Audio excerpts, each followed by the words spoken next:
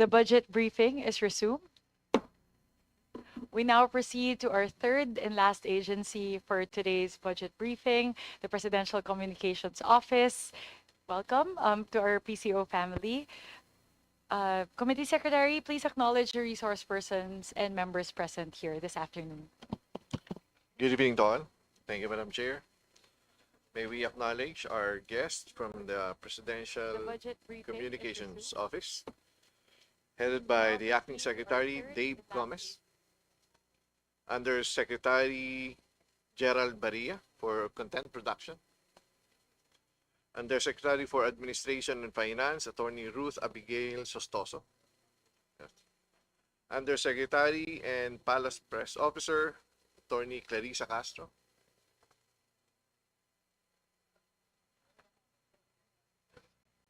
Assistant Secretary for Administration and Finance and GOCC's Attorney Ronadale Zapata, Assistant Secretary for Television and Radio, Jose Maria Villarama II, Assistant Secretary for Digital Media and Communications, Patricia Cale Martin, Assistant Secretary for Media Affairs and Relations, Rowena Otida, Assistant Secretary for Asset Management and Communications, for Disaster Preparedness and Response, Faith Digia, and the Bureau Heads of the Bureau of Broadcast Services, Fernando Sanga, Bureau of Communication Service, Arlene Barrientos, National Printing Office, Attorney Ruth Maureen Rillion, News and Information Bureau, Jericho Paloma, Philippine Information Agency, Catherine Cluy de Castro, Presidential Broadcast Radio TV Malacanang, Franz Gerald Imperial, also an Undersecretary, and from the People's Television Network, Maria Lourdes Choa Pagar, from the Intercontinental Broadcasting Corporation, IBC 13, Jose Policarpio Jr., and from the APO Production Unit, Attorney Hill Carlos R. Puyat. May we also acknowledge the presence of the following members: Deputy Minority Leader Antonio Tino, Deputy Majority Leader Maria Bernadette Escudero, Deputy Majority Leader Julian Jam Baronda, Deputy Minority Leader Jesus Manuel Bong Suntay, Vice Chairs Roger Mercado, Vice Chairs Alexandra Gonzalez, members Representative Antonio Roman III, Representative Paulo Henry Marcoleta, Representative Rene Luis Co, and Representative Terry Ridon. That's all, Madam Chair. Thank you very much, ComSec. Thank you so much to our esteemed colleagues and PCO family for being here despite the work suspension. Thank you for staying until, what time is it? It's 6:11 in the evening. So we've been working the whole day since 9:30. And thank you so much. I know the first two committees ran a little bit, the first two agencies ran a little bit long. So thank you so much for your patience and understanding. So not to like lengthen the whole wait, but I would like to quickly deliver like an opening remark. So honorable members of the Committee on Appropriations, distinguished colleagues, esteemed guests, ladies and gentlemen, good evening. I am pleased to welcome our newly appointed Secretary, Honorable Dave Gomez, and the entire Presidential Communications Office family to today's budget briefing for fiscal year 2026, where we will deliberate on the proposed 2.809 billion allocation for the PCO proper and its attached agencies and corporations.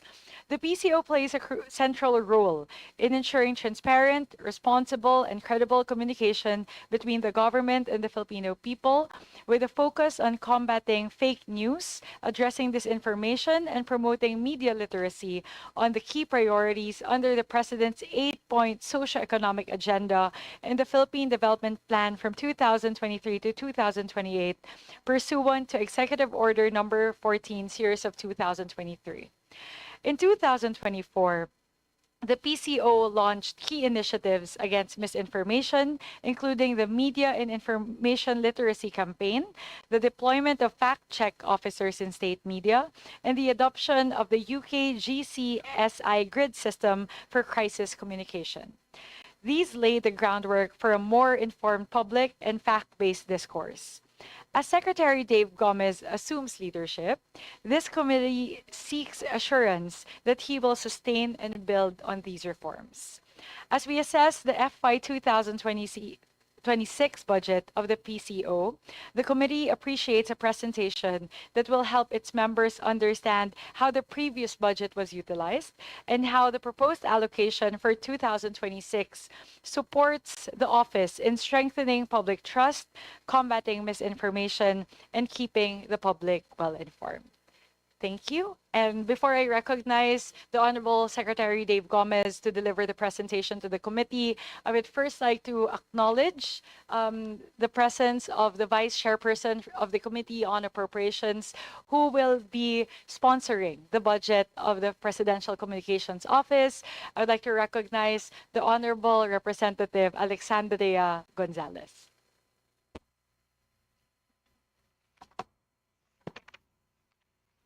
It is my honor to be assigned the Presidential Communications Office, myself belonging to the media 26 years ago.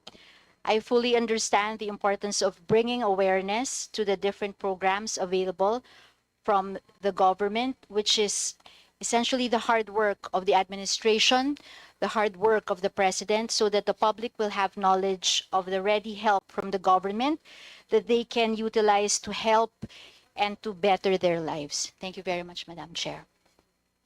Thank you very much, Representative Gonzalez. I would now like to give the floor to the Honorable Secretary Dave Gomez to deliver the presentation to the committee. Thank you, Madam Chair.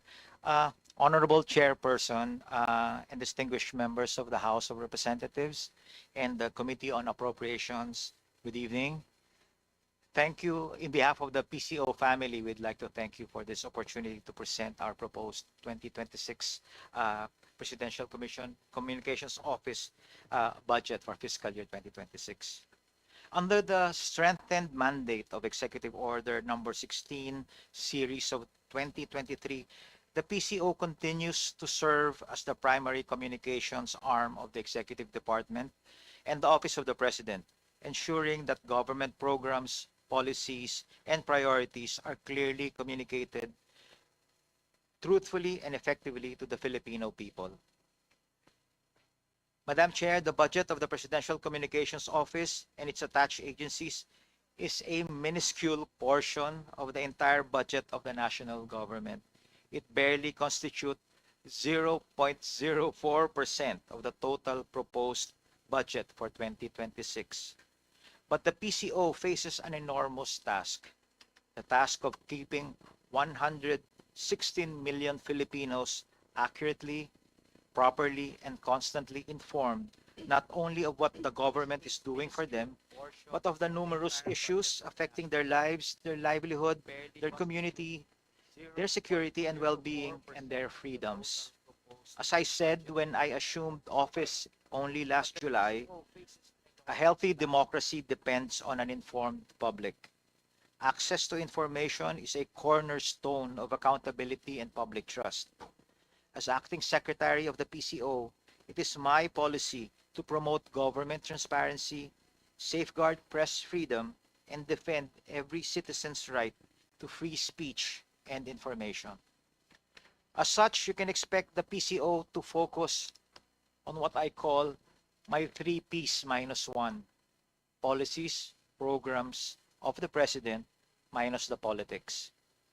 We will make sure that the policies and programs of the government are made known, understood, and appreciated by the Filipino people, so that the entire government can earn and keep their trust and confidence. Let me assure the committee that in spending the people's money, PCO will not count every peso, but we will make every peso count. Thank you, Madam Chair, and with your permission, we are ready to present our budget. Go ahead, please, Secretary Gomez. Thank you, Madam Chair. So for today's presentation, we will begin with the proposed budget under the National Expenditure Program, which will lay down the financial requirements of the PCO for the upcoming fiscal year. After this, we will present the accomplishments of the PCO to ensure and demonstrate to the committee that the budget entrusted to the office has been and continues to be utilized properly, responsibly, and effectively. Following that, we will proceed to the mandate, strategic directions, and program of the PCO for fiscal year 2026. This section will highlight our major programs that support the Marcos administration's governance agenda and further strengthen our role as the primary communications arm of the Office of the President and the Executive Branch. We will then present the organizational structure of the PCO, the summary of our personnel complement. This is to emphasize that behind the programs and policies are the dedicated men and women of the office, the manpower who are tasked with carrying the PCO's mandate and delivering on its commitment. Ultimately, the budget we are presenting today is not just about figures, it's about enabling us to fulfill our mandate more effectively, ensuring responsible stewardship of public funds, and advancing our shared goal, an informed and empowered citizenry. Next slide, please. We ensure that the proposed budget to be presented here today will be consistent with the figures stated in the 2026 National Expenditure Program submitted by the President and the DBM to Congress last April 13, and that all programs, activities, and projects of the PCO are aligned with the priorities of the administration as embodied in the President's 8-point socioeconomic agenda, updated Philippine Development Plan, and the budget priority framework for 2026. Next slide, please. All in all, the proposed budget of the PCO under fiscal year 2026 NEP, including financial subsidies of our attached government-owned and controlled corporations, amount to 2.808 billion pesos. This proposed budget is designed to strengthen the government's communications capacity at a time when clear, consistent, and transparent messaging is critical to sustain public trust and encouraging active citizen participation. It also supports the expanded functions of the PCO pursuant to Executive Orders number 2 and 11 series of 2022 and Executive Order number 16 series of 2023. In particular, the budget will enable us to ensure comprehensive media coverage of the presidential engagements, advance the citizens' right to access relevant government information, and leverage digital and emerging media platforms and institutionalize modern communications channels and feedback mechanisms. Next slide, please. The PCO's proposed budget for fiscal year 2026 represents only 0.041% of the national expenditure program, less than a fraction of 1% of the entire national budget. In fact, it is the lowest allocation among all department-level entities of government. Yet despite this very modest share, the expectations placed upon us, the PCO, are broad and significant to inform, to engage, and to sustain government's vital communications link with the Filipino people.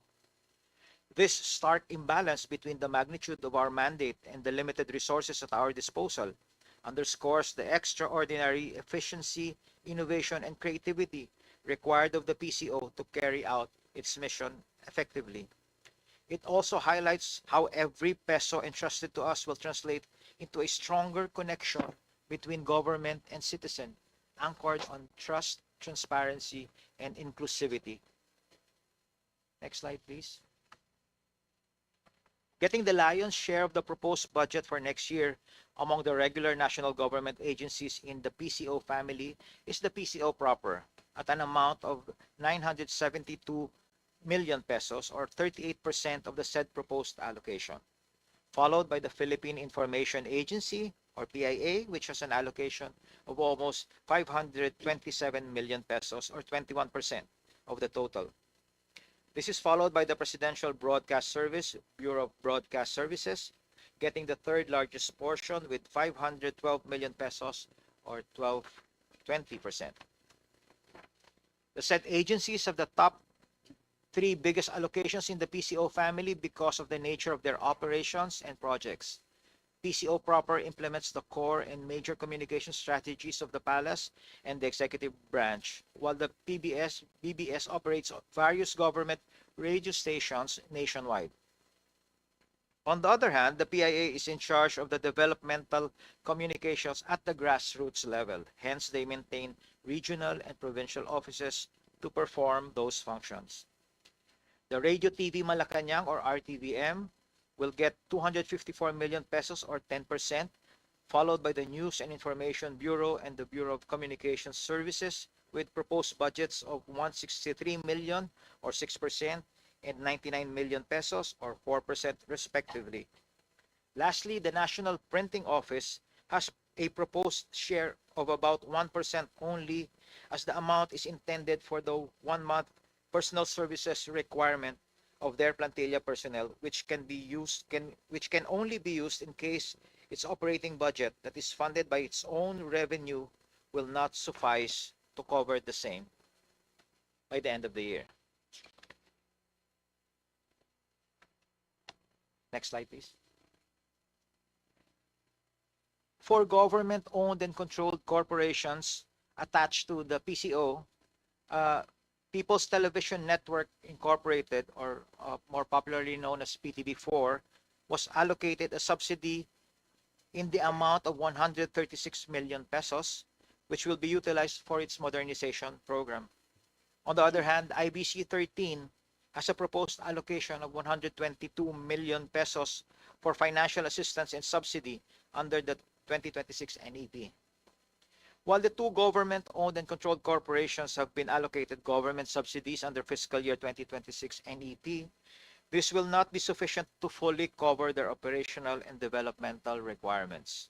To sustain their day-to-day operations, pursue digitalization and modernization initiatives, and address the necessary improvements in their building and facilities, they will require additional subsidy, unfortunately, or an additional budget that if the committee will permit, we may propose later.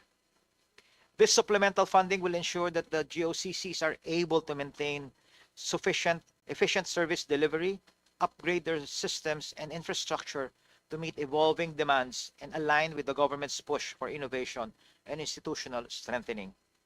Lastly, the APO Production Unit Incorporated operates solely using its corporate earnings and does not receive any subsidy from the government. Moving now to the PCO proper budget. The total proposed budget under the NEP amounts to 972 million pesos. As to the various budget dimensions of the said amount, the succeeding slides will show the breakdown of this proposed allocation.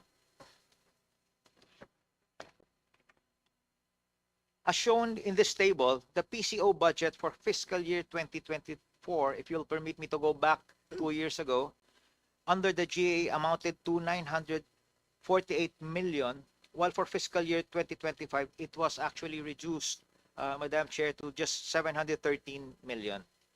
For fiscal year 2026, the proposed budget under the NEP is 972 million pesos. This reflects an increase of about 258 million or 36.27% compared to 2025.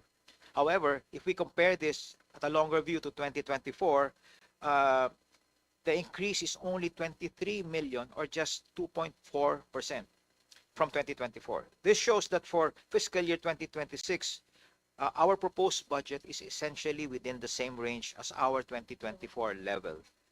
The increase is modest and reasonable when we factor in inflation, rising operational costs, and the expanded functions of the PCO under recent executive orders. In other words, the adjustments does not represent a significant expansion, but rather a catch-up to sustain our mandate effectively.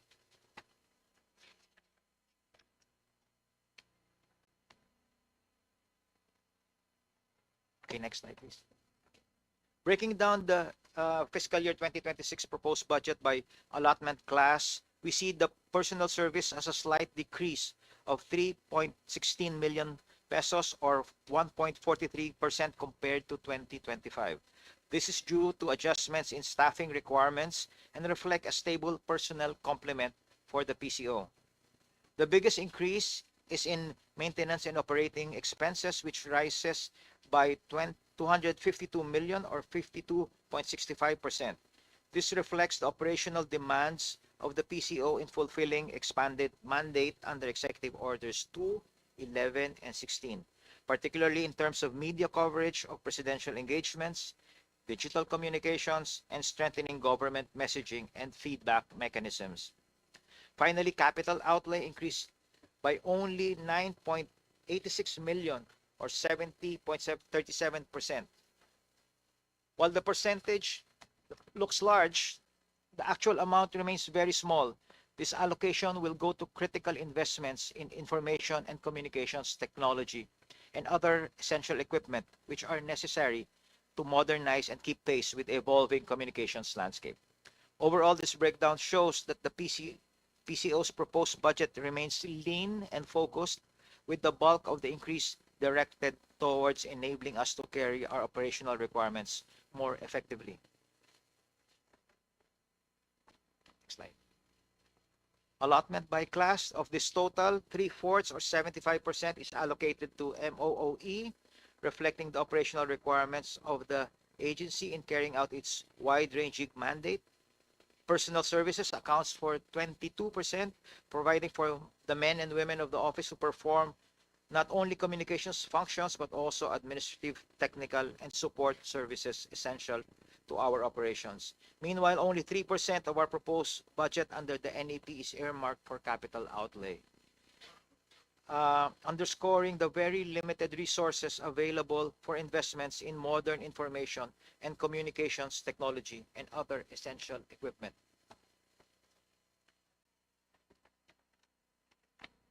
For personnel services, the proposed allocation of 217 million, 27% of which of the approved budget under the NEP. The bulk of this, or about 211 million, covers the requirements for the 116 filled positions within the PCO. This ensures that our existing plantilla positions are fully supported. We have also allocated 5.44 million for 7 non-permanent positions, which provide additional manpower to support the office's expanding functions. In addition, 679,000 has been set aside for the terminal leave benefit of one mandatory retiree for the fiscal year and 30,000 pesos for loyalty awards for 4 personnel recognizing their years of dedicated service. The proposed budget for MOOE of 730 million pesos pertains to number 1, operating requirements for formulation, coordination, and implementation of integrated public information plans and programs, our core operations under the Presidential Communications Program, which is 625 million pesos. And number 2, operating requirements for general administration and support services, which is 104 million pesos. For capital outlay, the PCO has proposed an allocation of 23 million pesos, which is only 3% of our approved budget under the NEP. This amount is intended primarily for our ICT requirements in line with the updated Information Systems Strategic Plan, ISSP, as well as for essential office equipment outlay. The allocation is modest, but it is critical. Investment in modern ICT systems and office equipment will allow the PCO to keep pace with today's fast-evolving communications environment, ensuring that our platforms remain efficient, secure, and responsive to the needs of both government and the public. Now I move on to our accomplishments. We wish to emphasize that the PCO has been consistently achieving its targets. The PCO proper's Congress-approved performance indicators, targets, and budget allocation under the GAA are shown on the succeeding slides. These targets are achieved through the synergy and collaboration of various operating offices and units of the PCO proper.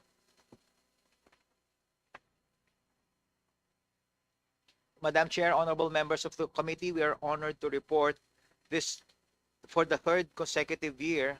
The Commission on Audit has rendered an unmodified opinion on the PCO's financial statements, most recently for the year ending December 31st, 2024.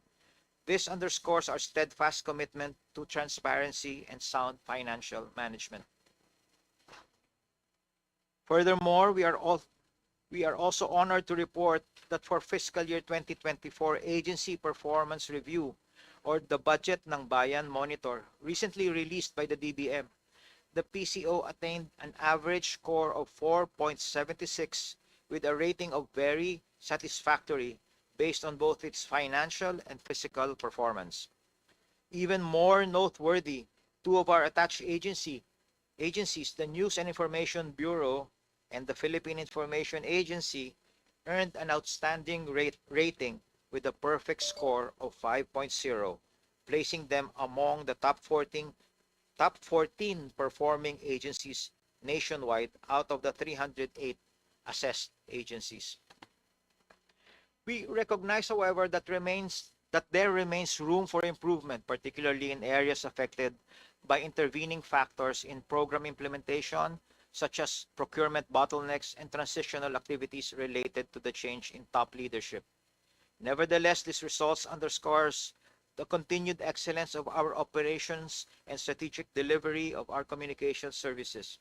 May we just note that for the APR rating does not cover the National Printing Office, as for fiscal year 2024, personal services appropriation remained unutilized by year-end, given that its revolving fund was still sufficient to cover its operating requirements. The agency has achieved and exceeded all the targets for its performance indicators under the 2024 General Appropriations Act. For the PCO proper's financial performance, for 2024, 82.92 of the obligated funds under all available appropriations last year were already disbursed or paid. As of December 31st, 2024, more than 86.37% of our released appropriations in 2024 were obligated or utilized. For the current year, we have already obligated 36.14% of our available appropriations as of 15 August 2025, out of which 79.51% have already been paid or disbursed. Here now are the major programs and activities and projects to be funded by our proposed 2026 budget. In line with our mandate as provided under Executive Order Number 16, Series of 2023, the herein budget proposal of the PCO family for fiscal year 2026 primarily aims to support the priorities and policy directions of the Marcos administration related to and in support of the crafting, formulation, development, enhancement, and coordination of the messaging system of the executive branch and the Office of the President, as embodied in the President's 8-point socio-economic agenda and the updated Philippine Development Plan of years 2023 to year 2028. While the specific budgetary thrust and priorities for the PCO may vary depending on the prevailing socio-economic and political context, the strategic direction set by the PCO management under the current administration to guide the expenditure planning for our yearly operations can be summarized into these 5 main priorities. Number 1, efficient and effective coverage and documentation of presidential events. We will strengthen our coverage of the President's local and international engagements, ensuring timely, accurate, and relevant information reaching our citizenry. This includes maximizing both state media, traditional and digital platforms to bring government closer to the people. Just as important, we view the media not only as channels but as partners in shaping informed public discourse. By working hand in hand with the media, we can ensure truthful and responsive reporting that builds trust and awareness of the President's work. The President's events play a vital role in shaping public opinion, fostering citizen engagement, and promoting government policies and initiatives. Proposing additional resources will enable the PCO to deploy a competent team of news writers, photographers, videographers, and support staff to provide comprehensive coverage of presidential events and engagements.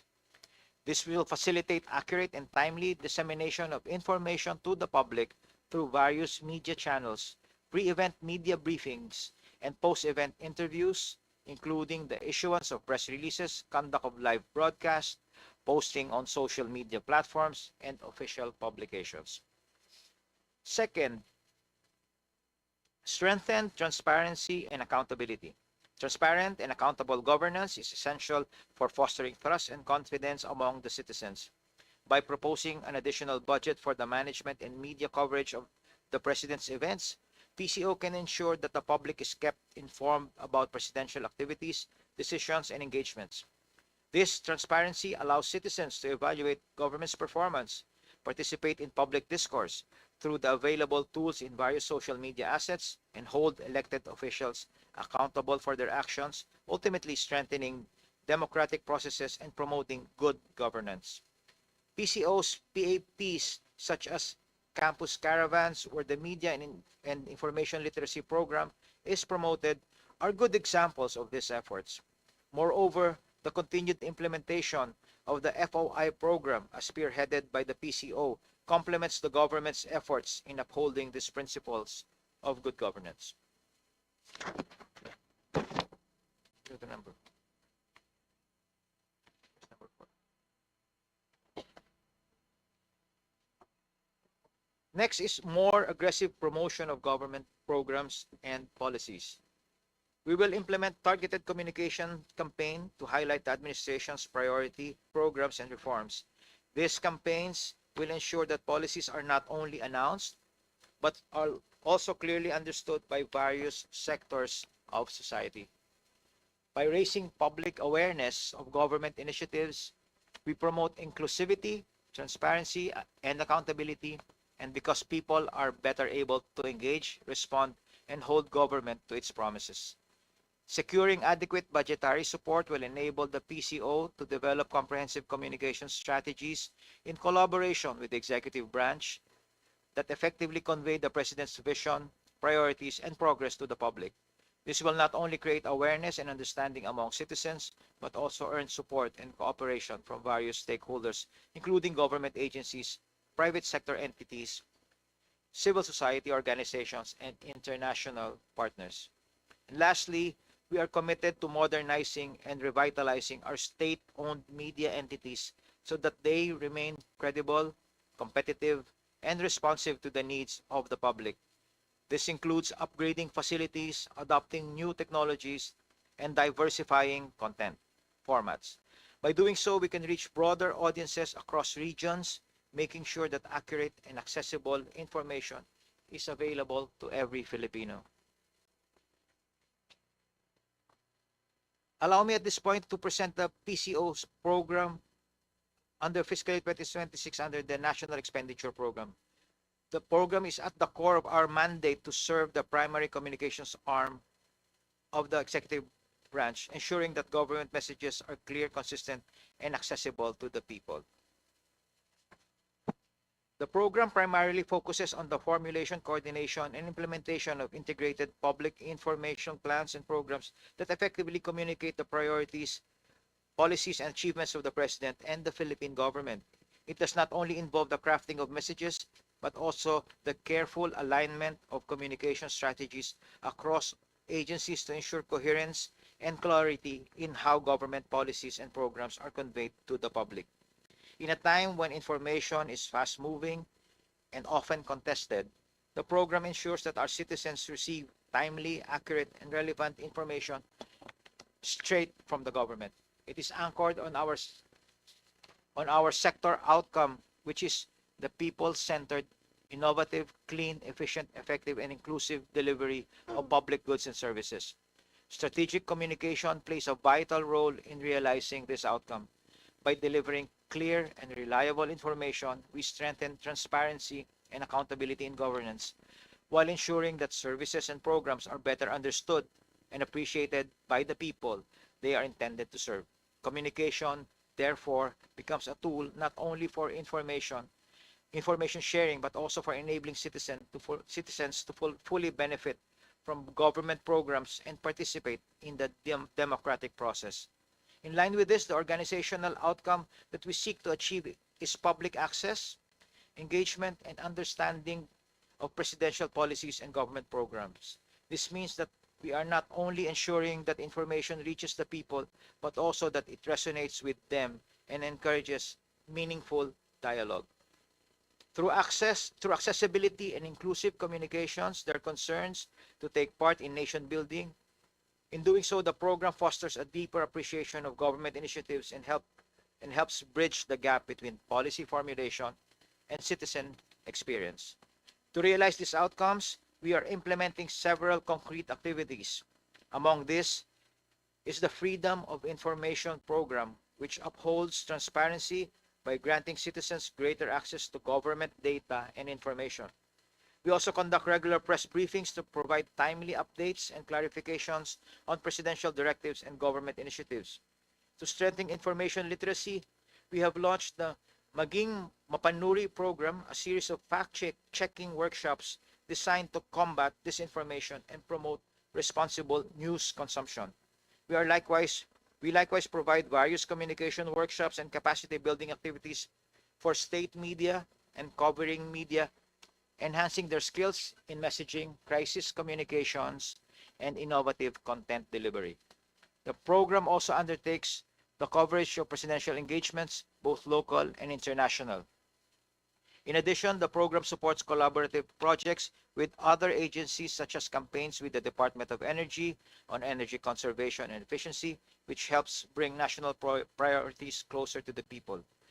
These interagency efforts demonstrate our commitment to a whole-of-government approach to communication, ensuring that important programs in energy, health, education, agriculture, social protection, and other key sectors are clearly communicated and well understood by the public. Ultimately, the Presidential Communications Program positions communications as a bridge between the government and the people, a bridge built on trust, transparency, and accountability. It ensures that the President's policy and administration's development agenda are not only heard, but also understood, embraced, and supported by the citizenry.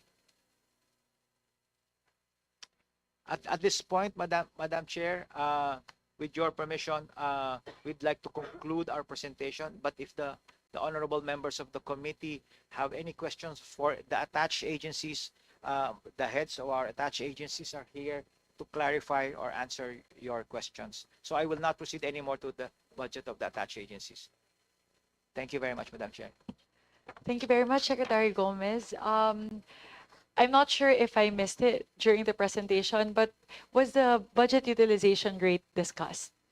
Yes, ma'am. Okay. Was 30. If you may please present to to that. us the BUR for 2024 and 2025 thus far. Okay. Second section.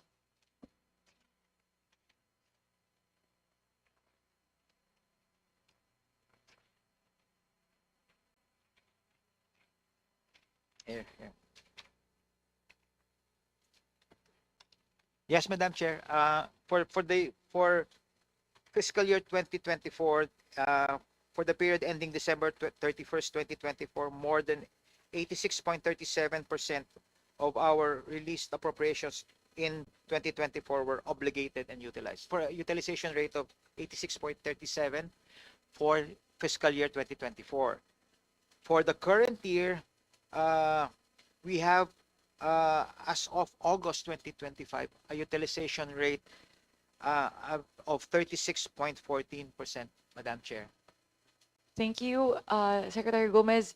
The 14% deficit, the more or less 14% deficit for the budget utilization rate of 2024, may I know which spend or expense category that is? Or kalat po ba siya? Or majority po ba nung shortfall sa BUR natin ay nasa isang spend category lang po?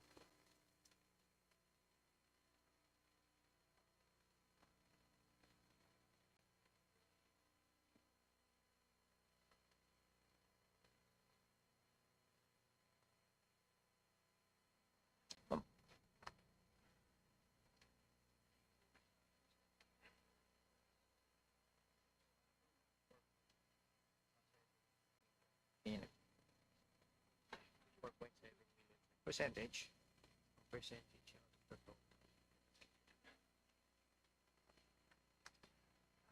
Madam Chair, just to answer your question, no, it's not in one area alone. I was told it's both in capital outlay and MOE. For the capital outlay expenditure, the reason there was a declared failure of bidding. That's why we were not able to proceed with the capital outlay allocation. What is the plan for that particular failed bidding? Is that requested again? Was that requested again in 2025?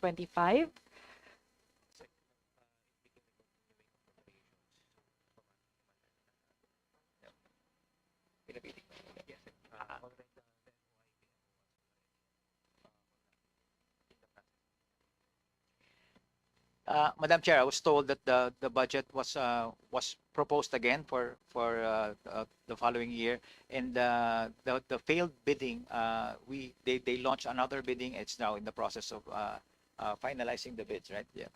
So essentially po yung the amount that was unutilized for year For 2024 is expected to be utilized in This year. 2025. Yes, ma'am. Okay. Yun lang po siguro because again, VUR is an important metric for us on the part of the Committee on Appropriations to determine budget levels for the following year. So I just wanted to probe a little bit on that. Thank you. Thank you very much. Madam Chair, if you can just permit me to provide a little context on the quite low utilization rate. Part of it is really because of the turnover, the transition of 3 secretaries in 1 year. So I am the 3rd secretary this year. So as you know, when there's a new head of agency, there's a new directions, that's why the utilization is quite low. But the team has developed, our finance and administration team, they have developed a catch-up plan so that utilization rate will be consistent with year to date. We understand that if there's a transition, there's also a reassessment of Priorities. allocations and priorities. So if you may please share with the committee, Secretary Gomez, would you be able to share a copy of the catch-up plan? Yes, we'll do, ma'am. We'll provide, Madam Chair. Okay, but yeah, I think those are the two main questions on my end. I'll turn it over to Vice Chair Alexandria Gonzalez to manage the interpellations from the rest of the members. Thank you very much, Secretary Gomez. Thank you, Madam Chair. The committee invites questions from the members, particularly on the utilization of the previous budget and the proposed allocation for fiscal year 2026. Secretary Dave Gomez and his team are requested to provide the necessary clarifications and to respond directly to the issues at hand to ensure that this committee and the public following this proceeding are fully informed of the anticipated impact of the proposed budget of the PCO. May I remind our distinguished colleagues that each member is allotted 5 minutes for questioning or interpellation, excluding the responses of the resource persons. When you hear the first bell, it indicates that you have 30 seconds left to conclude your questions. The second bell signifies the lapse of your allotted time. In accordance with the long-standing and respected tradition of the House of Representatives to accord preferential treatment to the minority members, followed by the independent and majority members in an alternating manner, the chair now recognizes from the minority, Honorable Paulo Henry Marcoleta from Sagi Party List.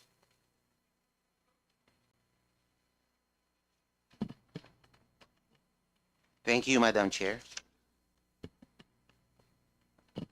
Mr. Secretary,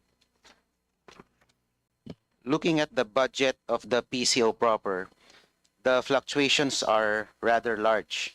From 493 million in 2023, it reached nearly 90% to 933 million in 2024, only to be cut to 695 million in 2025. And now, the PCO is requesting a 954 million budget for 2026. This rather yo-yo or fluctuating budgeting makes it impossible to track long-term strategies. Could you kindly explain to us what new urgent mandate justified the nearly doubling of your budget in a single year? Thank you, Your Honor, Madam Chair, and thank you for this opportunity to explain what you have described, Your Honor, as the yo-yo budget.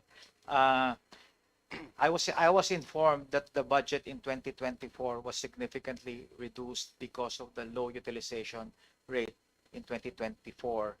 Unfortunately, the budget went down after that, but based on the 2025 budget, what we are proposing right now for 2026 is really more aligned to the 2024 level and consistent with the programs that we have initiated in 2024.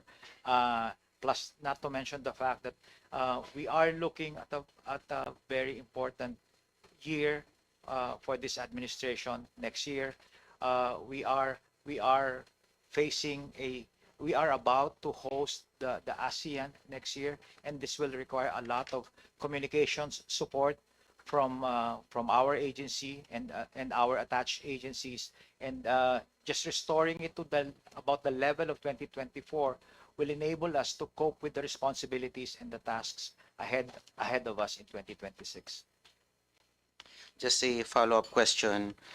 The bulk of the increase was in PCO's maintenance and other operating expenses, which grew to 689 million. Meanwhile, PCO's 2026 performance targets for 2026, such as disseminating 3,350 new news releases, are identical to PCO's 2024 targets, despite requesting an even higher operations budget.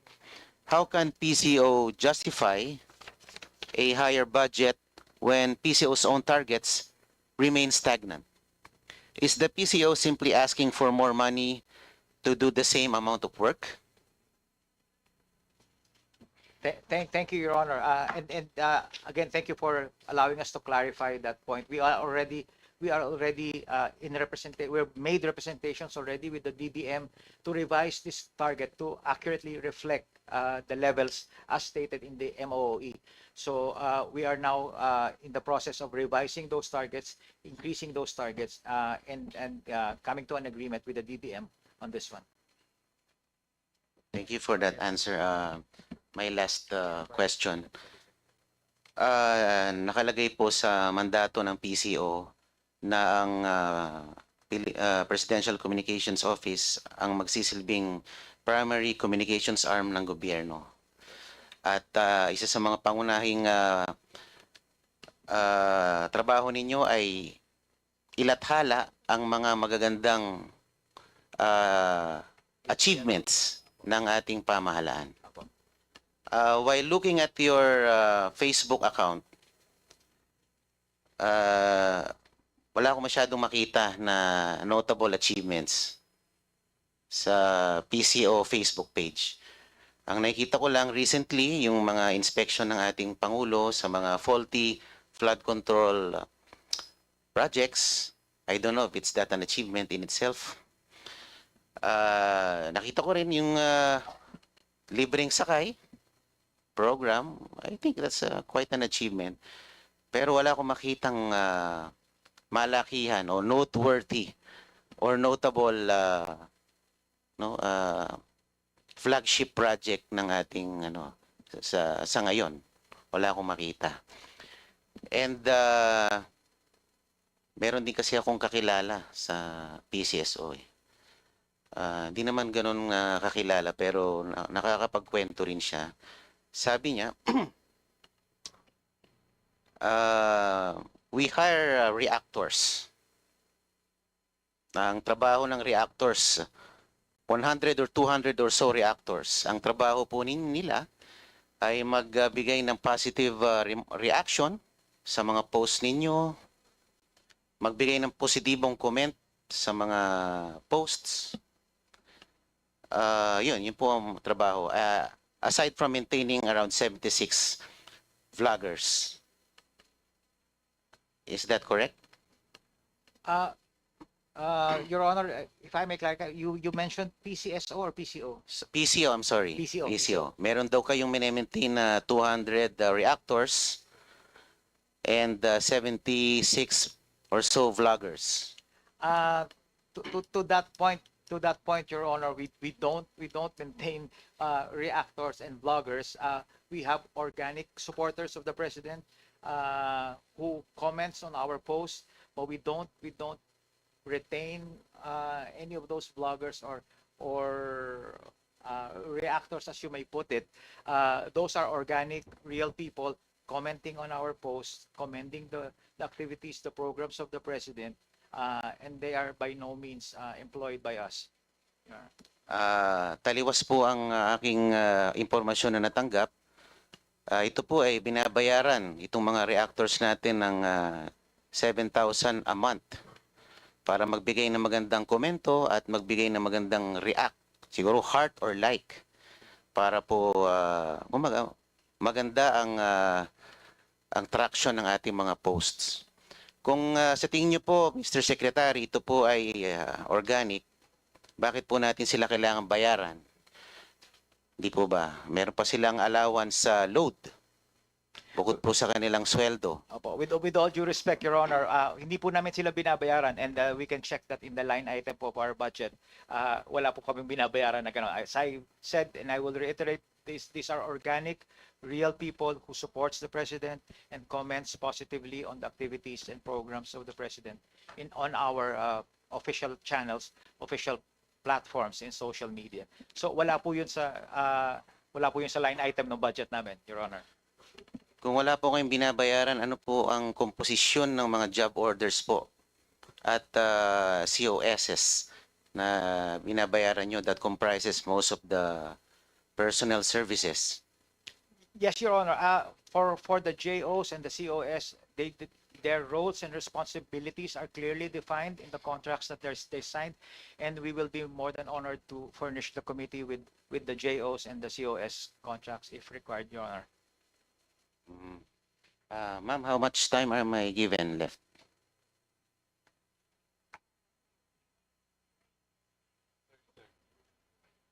Opo. Ito na lang po, as a way forward, Madam Chairperson, Mr. Secretary, may I kindly ask for the committee to direct the PCO in submitting to the Secretariat and my office within 5 working days the following documents: traveling expenses, a list of all foreign and local trips, their purpose, duration, cost, and the personnel who traveled; professional services, the names of all consultants, their terms of reference, their fees, and their specific outputs of deliverables; advertising expenses, a list of all placements, boostings, the media outlets paid, and the cost of each campaign; and representation expenses, a detailed accounting on how the 41 million for 2024 was spent. Mr. Secretary, considering the similarity, just a manifestation, quick manifestation, other than the requirement that I gave them. Before we move to the manifestation, just wanted to check in, Secretary Gomez, would you be comfortable providing those information within 5 working days as requested by Representative Marcoleta? We will comply, Your Honor. Makakaasaw po kayo. Opo. Ito naman po ay tanong, ano ko lang naman, pakiwari ko lang. Di po ba mas madaling depensahan ng administrasyon kung ito ay maraming mga notable achievements? Mas madali siyang depensahan kaysa depensahan yung mga or labanan yung mga kritiko ng gobyerno. Kasi ang nakikita ko po, parang din siguro napansin ko rin kasi si Yusek Claire Castro, pag siya po ay nagsasalita, lagi siyang on the defensive tone. No? Sa akin, rather than showcasing the landmark achievements of this administration, the PCO is reduced to just defending the administration from the harsh critics. Hindi po ba mas magandang kung gagawa tayo ng maganda para sa ating bansa, tulad ng sinabi nyo, Secretary Dave, mas magiging organic ang mga taong dedepensa sa ating Pangulo at sa ating pamahalaan kung gagalingan natin ang ating pagganap ng ating tungkulin sa ating gobyerno. So, sana naman po bukas o mamaya wala akong matanggap na PCO-sponsored attack. Dahil inaasahan ko na to. Kaya lang, mag-iingat lang po ang mga kinaukulan dahil baka kayo ay liable din sa cyber libel. So, pag-aralan nyo rin po. Yun lamang po. Sana mag-focus po kayo sa paglalahad ng mga notable achievements ng ating administrasyon rather than resorting to attacks from our critics. Mas maganda yun na taong bayan na mismo ang dumedepensa sa ating Pangulo. Yung lamang po. Maraming salamat. Madam Chair, if I may respond to the manifestation, thank you, Madam Chair. I would just like to assure Your Honor that as I pointed out earlier, when I assumed this role 6 weeks ago, that I am committed to what I call my 3 Ps minus 1. I am here to communicate and socialize only the programs and policies of the President minus the politics. And that will continue to be the focus of while I continue to hold this role in the administration. Thank you very much, Your Honor. Thank you, Secretary Gomez. The committee now recognizes Representative Antonino Roman III for his interpellation. Maraming salamat, Madam Chair. Buong-buo ang pangalan ko. Tony na lang, Tony Roman. Just to put things in context, the context for my next line of questions to the Secretary. We are living in an era where disinformation spreads faster than verified facts. Under this context, information is both a critical currency of power and a public good. The way the PCO allocates its budget will determine whether Filipinos are empowered with truth or left vulnerable to manipulation. Given this, how does your proposed budget ensure that ordinary Filipinos, our fisher folk, farmers, OFWs, and people in remote and disadvantaged areas, not just those in urban centers, gain access to timely, accurate, and relevant information that empowers them to make decisions about their lives and futures? Thank you, Your Honor. The PCO, as described earlier, is composed of several attached agencies, and a number of our attached agencies are actually present down to the countryside. My role when I assumed this position was to synergize all the efforts of the various agencies, make sure that the messaging is consistent, and make sure that the tone across all the platforms are consistent. So I'm talking about here the Philippine Information Agency, which has regional and provincial presence. We have the Bureau of Broadcast. We have radio stations nationwide. We have PTV4 and IBC 13, who are nationwide in reach. But to me, the priority is to synchronize the messaging and make it uniform, so that people will receive the information on a timely and relevant manner. Are there people on the ground to? How do you? My question is basically from the point of view of the audience. Yes. How then do you know that they are? How do you say this? That your message or that they are responding to, or your message resonates with them? Yes, and thank you again for the opportunity, Your Honor. Um, I I am a believer and I practice uh, data-driven, research anchored decision making in communications. Uh, we conduct regular and extensive research in terms of our audiences. We profile our audiences, segment our audiences, and conduct message testing that are relevant to particular audiences. And at the end of that cycle, we conduct another research to analyze if our messages are resonating well with the right people. We may have a nationwide messaging narrative, but we also go granular. We look at particular regions and provinces. Ano po yung kanilang concern, ano yung gusto nilang marinig sa pamahalaan, ano yung kanilang hinaing at paano magre-responde ang ating pamahalaan. And we try to cater our messages on what the government is actually doing for that particular region and province, while not losing track of our overarching national narrative for the president. And the research that you do to confirm that or verify that incurs cost. We have research team in our attached agencies, the PIA, in-house. We have an in-house research. We do regular nationwide polling.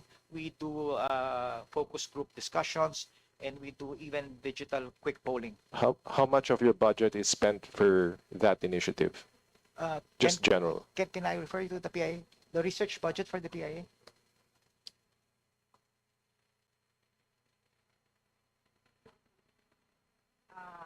Sir, we actually, when we do our surveys for the communication campaigns for the PIA, we do it mostly online po. So, meron po kaming mga regional offices. We are located in all the 16 regions except for BARM. Pretty soon, will be 17 regional offices na po dahil na po sa NIR.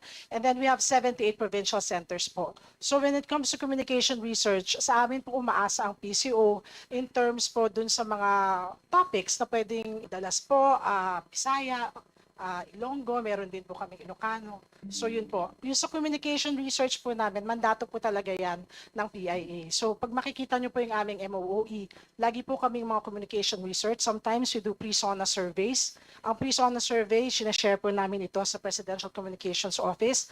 Lumalabas po dun sa pre-SONA survey kung ano po yung mga gustong marinig o gustong tugunan ng ating pamahalaan sa mga concerns po sa mga probinsya.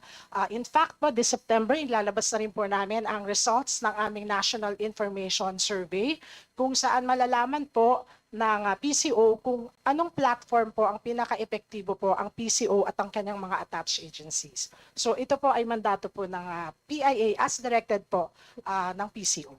Is it, Madam Chair, is it fair to say that research is done in-house? It's not farmed out? Yes po, Okay. PIA po ang gumagawa nito. Kami po ay nag-house to house po sa almost all the provinces po na kasya naman po sa budget po namin. And this will be ready po by September. And with the permission po of the Presidential Communications Office Secretary, we can also share this po with the House of Representatives sa inyo pong lahat para rin alam po ninyo kung ano po yung mga pinaka-epektibong paraan para makarating ang mensahe sa iba't ibang panig ng ating bansa. That would be big help for Congressman. You mentioned earlier platform. I guess this is directed to Madam Chair, to the Secretary. Given that Filipinos wield much of their information power on TikTok, YouTube, Facebook, and community radio, how much of your budget is invested in these platforms? So basically, social media po and radio. Yes, thank you, Your Honor. Under the PCO main office, we have what we call the digital media services. And if you don't mind, Your Honor, I would like to turn that question to Asik Faith, who's our head of digital media services.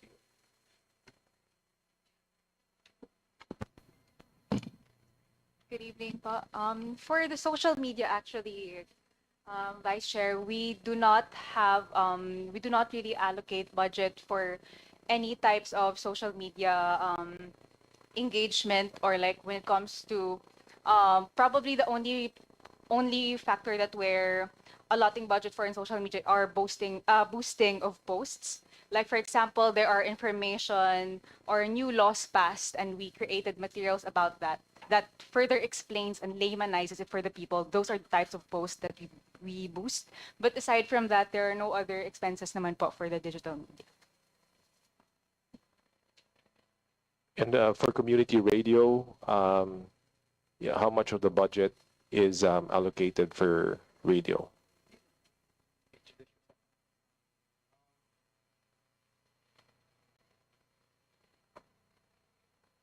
I'm Fernando Isanga, also known as Dindo Amparo when I used to be with ABS-CBN.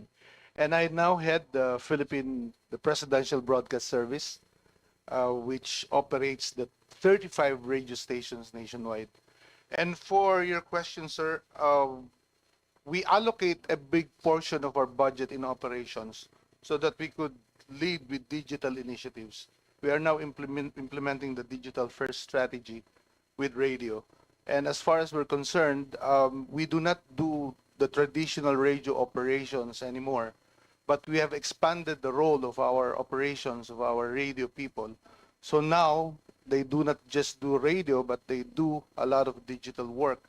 So that includes a portion of our budget being allocated to equipment to improve our capability in digital first. And also we allot portion of our budget for the training of our people. So we do a lot of continuous training so that they will learn the ropes of the digital first strategy, because it's been alarming already that if we will maintain the old operations of radio, we cannot be able to catch up with a growing trend of digital technology. And now the audience is not just with radio and TV, but a lot of our audience now is with digital. So we will have to realign most of our budgets with the operations in digital, which include the enhancement of the skills of our radio people. And for that reason, sir, since you need to train and purchase the equipment, need to basically modernize your service, there was a corresponding increase in the budget for radio. Yes, sir. That's included in our ICT budget. In fact, in 2025, we already started modernizing some of our equipment, and these are the most efficient way of doing the digital technology. We do the Mojo for our reporters. Our radio reporters now are capable of delivering digital content, not just in digital, but also in television by just using our the small digital equipment. Now they use the iPhones for shooting and editing their content, and also for delivering the content in the other platforms like PTB4 and IBC13. And it's been an effective way of reaching more and more audience. And this way, we were able to gain more awareness with our platforms. In fact, the government radio now is hitting top 5 in the ratings compared to the commercial stations, meaning the messages of our government are reaching more and more people with our adoption of our content strategy with this digital first strategy. Madam Chair, this question is directed to the Secretary. What effort are you pursuing currently, if any, to address the proliferation of fake news or false information, and how much of the budget is spent for that?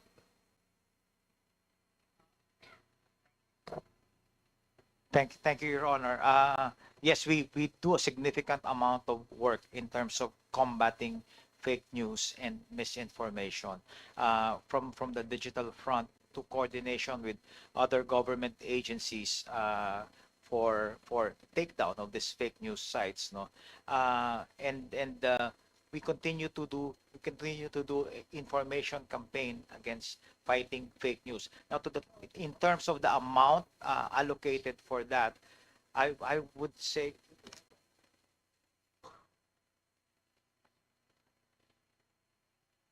for the various program to educate our people against fake news and combating fake news, we only have an allocation of 16 million pesos for this year, right?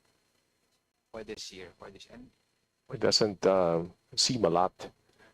16 million. So what can you just briefly describe the efforts that you are doing to fight fake news? yeah, just to be a little bit more specific, Your Honor, when we see something in social media that is obviously fake, and is obviously based on misinformation, we counter that with contents that would clarify the misinformation, correct the misinformation, and or outright dispute that fake news. So it's content versus content. So it doesn't require much budget, Your Honor, but it's really more of maximizing and leveraging all the social media platforms available at our disposal, not only at the PCO main office, but through our attached agencies as well.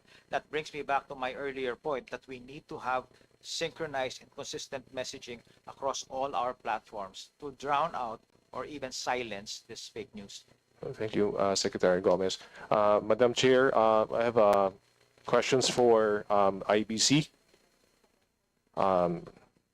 represented by President and CEO Jose Policarpio.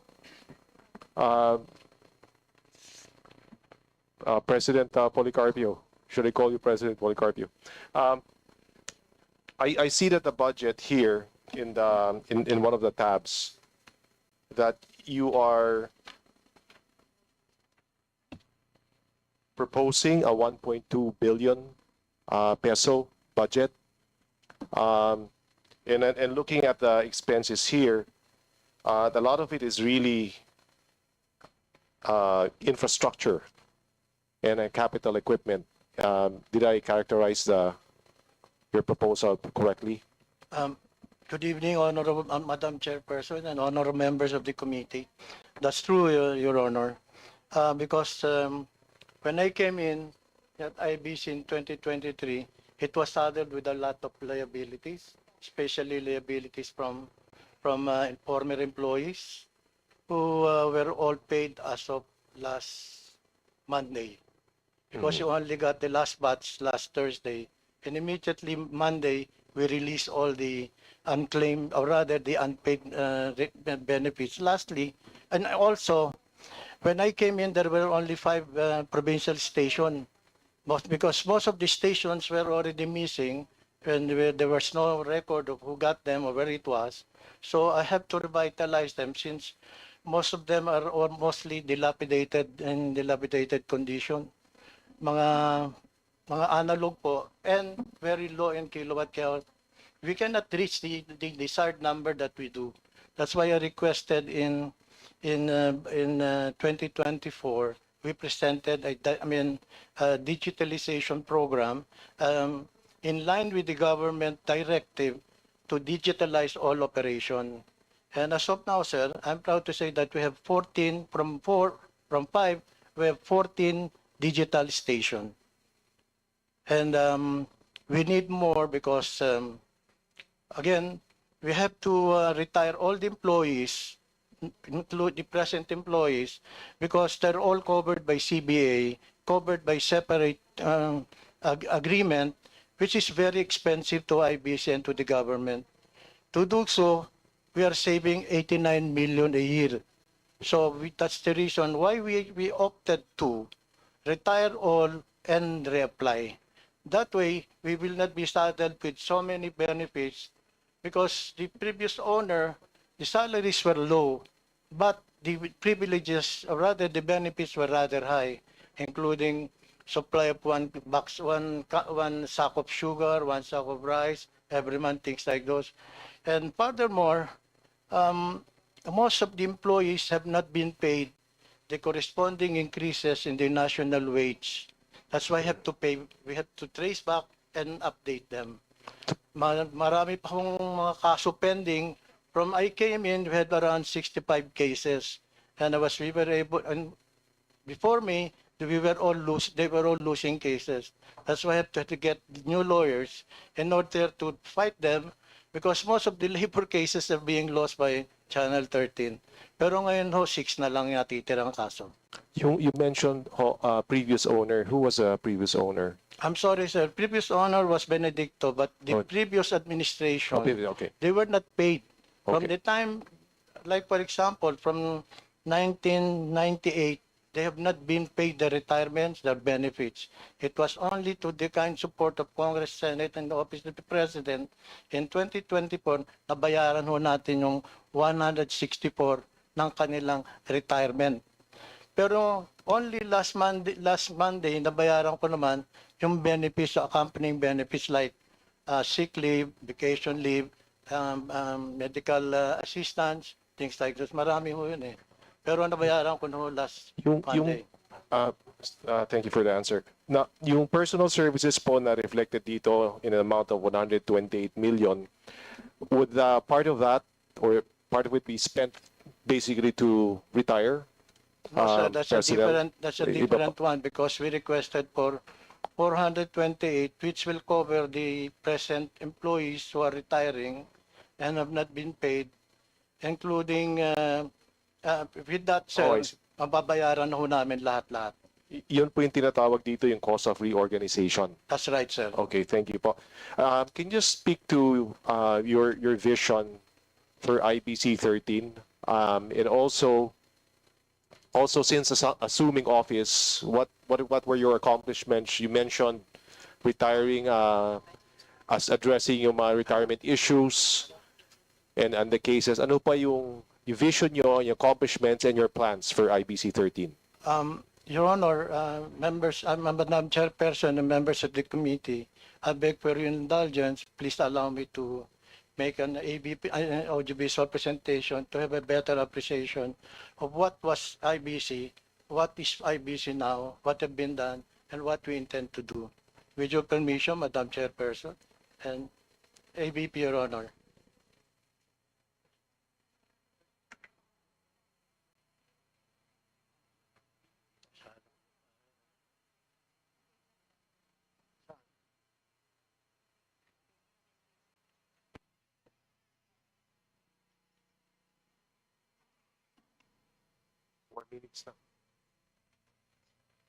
It's roughly 4 minutes, Your Comsec, Honor. please hold the show. We are still trying to deliberate as to whether to allow. How long is the video, Mr. Madam President? Chairperson, it's around 4 minutes. One second, Comsec will just confer with the Secretariat if we'll allow the 4-minute video.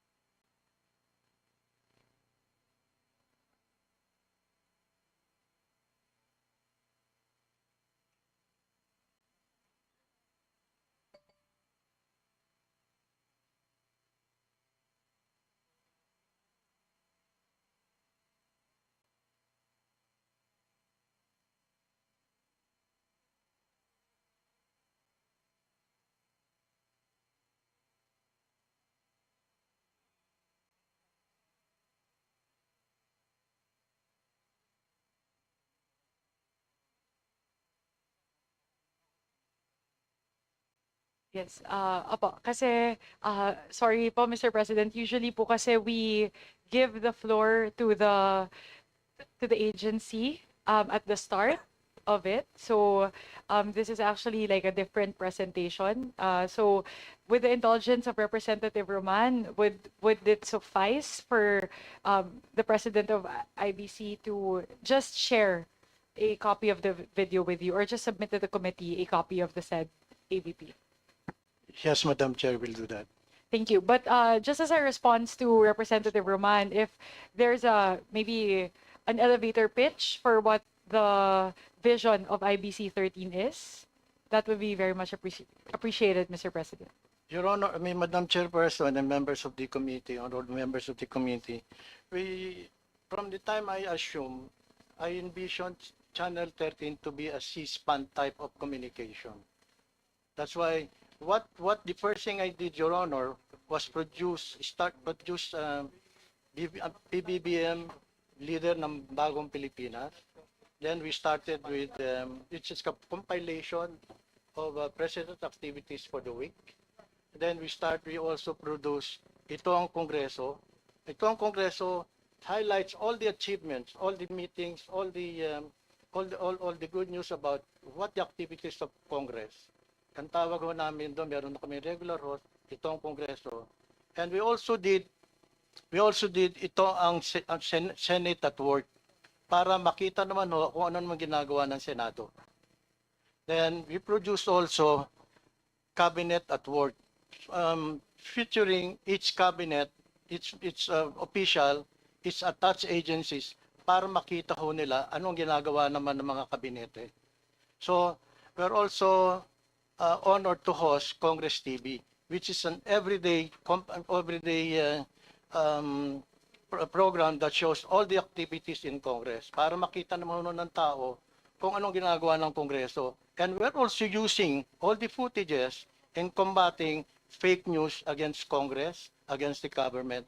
Because kung meron silang pinipedal na fake news, kumuha kami ng clipping, yun ang sinasagot namin para fake news versus true facts. I think that's the only way one way and the most effective way of combating fake news. So we intend to continue that. We'll be very active on that issue, and with the additional new station that will be put up, we'll be covering roughly 90% of the archipelago, and most of them we will cover all the rural areas already by 2026 with around 18 network, 18 provincial stations. Representative Roman, would that suffice as a response? In view of the video. The Congress TV, Your Honor, covers all congressmen, members of Congress. Hindi ko pinipili, hindi ko kami namimili. Pinakikita ho namin ang ginagawa ng bawat congressman sa mga hearing, sa mga investigation, pati ho sa out of town. We are equipped to do that. Thank you for the response, and we look forward, the committee looks forward to receiving a copy of the video presentation earlier. Thank Yes, you, sir. thank you, Madam Chair. Thank you, Honorable Roman. Thank you, Mr. Policarpio. We now recognize the Deputy Minority Leader, Honorable Antonio L. Tino. Thank you, Madam Chair. Madam Chair, kanina na-mention yung 2024, ganitong level, 2025 bumaba because of low utilization, tapos medyo bumabalik sa for the 2026 proposed budget. Bumabalik pero may napansin tayo na may iba yung pinaglagyan ng paglaki, no? In particular, we note that in your MOE, PS and MOE, no? Una muna dun sa PS. We note na in the 2024 and 2025 budget, 6 non-permanent positions item. So yan yung mga casual, contractual, etc. 2024, 661,000 pesos ang budget. 2025, 624,000 ang budget. That's for the whole PCO. Sa inyong proposed 2026, magiging 5.447 million. Okay. Also for professional services, from 43.5 million, magiging 73.8 million. Okay, so ito naman yung, pag professional services, ito na ba yung job orders and contract of service? Tama po? Is that correct? So the question is, can you explain the 772% increase in your proposal for non-permanent positions and the almost 70% increase for job order and contract of service? Sino-sino yan? Ilan yan? Etc. Para ano? What is the justification? Ano ang gagawin nila? Opo, maraming salamat po, Your Honor. With the permission of the Chair, some of the points raised by Your Honor really predates my assumption of this office. So can I just refer your question to our budget officer so he can better enlighten the Please. committee on the question. Madam Chair. Good morning, Your Honor. Good evening, Your Honors. Attorney Rufino Moreno, Director for Finance of the Presidential Communications Office.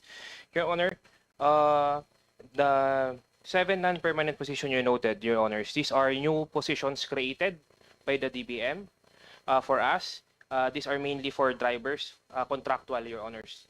That's why they were, yung paglaki po ng budget from the previous years was that previous years po kasi dalawa lang po ang contractual namin. Nag-retire na po yung isa at isa nag-resign na po. Ngayon po, yung 7 non-permanent positions natin, bagong create po to ng DBM. Ito po ay mga drivers natin, Your Honors. Okay. Okay, so yung non-permanent positions will be for 7 casual or contractual na driver position. Yes, Your Honors. Okay, mabuti naman po hindi sila magiging job order kung hindi casual. Ibig sabihin nun meron silang employer-employee relationship kahit hindi sila permanente. Tama po. Yes, Your Honor. Okay, thank you for enlightening us on that. How about professional services? For professional services, Your Honor, we note, Your Honor, that medyo mataas nga ho ang aming contract of service. Out of the total field positions po, 232 po ang aming contract of service. This is 2025. For 2025 po, Your Bakit po mahigit almost 70% ang magiging increase nito for 2026? Your Honor, for 2026,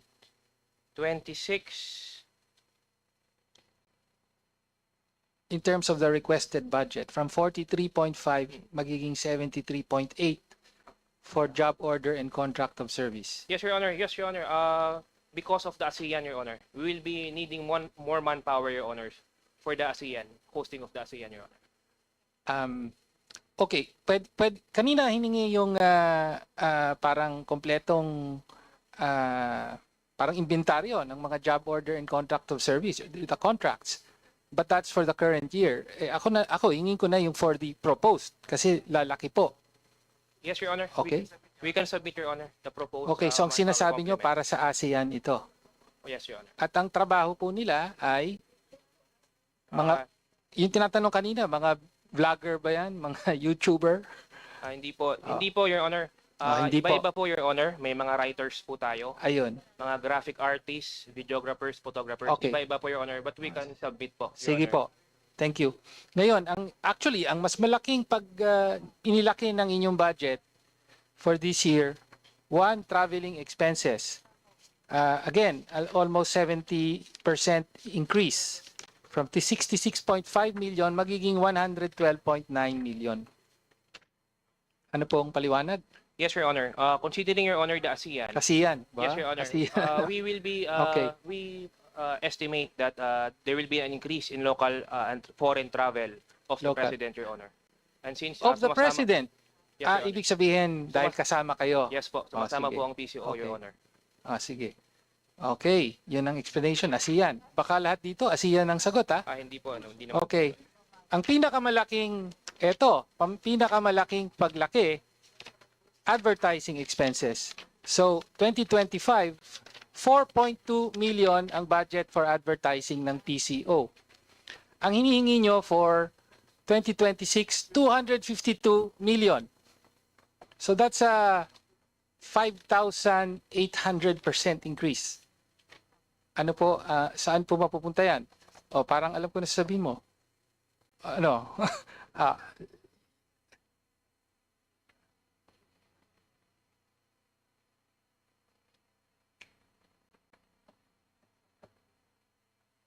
Para saan yung advertising? If I may, Your Honor, Yes. because this pertains to the plans for next year, and as correctly pointed out by our budget officer, most of the increases will really go to ASEAN. But at the same time, we're looking at several other important milestones for next year, and that's why we need to advertise not just locally, but in some international outlets as well.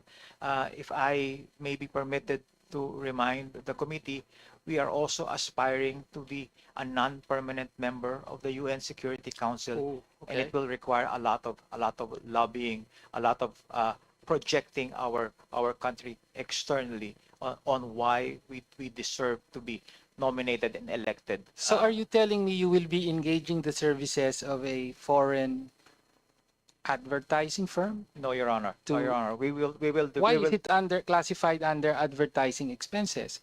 Na-intriga ako kasi this has to do with yung hinahabol na Security Council seat. Is that what you said? Yes, Your Honor. Oh, okay. We need to produce in-house. We need to produce in-house those marketing content materials that we need to showcase in certain international road shows. And those materials are really classified under advertising. It's really more of marketing campaign materials. Marketing campaign, in-house produced. Yes. Okay. So, Security Council, ibig sabihin kasama dito yung the human rights record of the Philippine government will be under scrutiny. So, I suppose yun yung ilan sa mga sasagutin nyo. Tama po ba? Parang ganon. Yes, Your Honor. We will follow the directions of the Department of Foreign Affairs in terms of communications here, as well as the Office of the Protocol, Presidential Protocol. So we will defer to them. We will develop the content in coordination with them and amplify the same in coordination Pwede with po them. ba, Madam Chair, mabigyan ng breakdown? Kasi napakalaki po ng hinihingi for all of these, in particular advertising, para malaman po natin exactly saan mapupunta ito. Your Honor, yes, we will comply. Okay, thank you. At huling tanong na po, kaugnay sa IBC 13, actually, tinanong to kanina ni Congressman Roman, pero gusto ko rin marinig. Ilang ulit yung sinasabi na over the years, binayaran na ng gobyerno yung utang ng private, ano ba tawag yun, John? Corporation. Yes, Your Honor. Ano ba to? Joint venture? What is the exact nature? Your Honor, this is a sequestered company Okay. from the late Ambassador Benedicto. Mhm. And a sequestered company, it fell under PCGG. And unfortunately, during the succeeding period, most of them were not paid anymore because they don't have any funds to rely on. There were no advertiser. Ultimately, the equipment became obsolete. Wala na pong mga palabas na magaganda, nawala na po yung mga outstanding shows ng araw like Todas, like Palibasa Lalaki, nawala na ho lahat yun, wala nang source. Kaya nag-multiply na ho lahat yung mga what was due to the former employees who have since retired up to 2022. Sinong private corporation po yung may utang sa mga empleyado? From what I know, sir, wala hong utang yung dating private corporation. But pagdating na ho ng PCGG and everything, mukhang naubos na rin yung mga sources. Kaya nung wala nang pumapasok na pera, nag-multiply na ho lahat yung mga unpaid. Sino po yung dating private corporation? The private corporation was IBC under the leadership of Ambassador Benedicto at that time. May we respectfully remind Sige, the thank you. Honorable Thank Pino. you, Madam Chair. We now recognize the Honorable Nathaniel Oducado for his interpellation. Thank you, Madam Chair. Thank you, Secretary, and thank you to the whole PCO family. There was actually a good question coming from Representative Tino, because on page 557 of the NEP, I saw that there was a huge increase of your advertising expenses. So in line with that, is this increase also congruent with the ASEAN Master Plan 2, which is also tackling every sector, and will promote a lot of the ASEAN goals? Yes, Your Honor. And is this breakdown fully following the ASEAN Master Plan 2, or do we have a separate approach in promoting our ASEAN goals? It is aligned, Your Honor, but as we lead up to our hosting of the ASEAN, there are still a lot of working groups that are meeting, and there may be some refocusing of priorities there. But to our estimation, this is the correct level of budget that we will require to effectively provide communication support for our hosting of the ASEAN. After browsing the ASEAN Master Plan 2, I think it will actually require multiple levels of approach from radio, TV, digital, etc. My next question is, did the budget that you put in place, is it enough to fully realize or to fully appreciate our chairmanship for ASEAN? Uh, Your Honors, please, the overall ASEAN budget, or our budget does not reflect our share in the overall ASEAN budget, which is lodged in the Office of the President, and I believe will be presented separately by the Office of the President as one overall ASEAN budget. Okay, thank you, Secretary. For the next questions,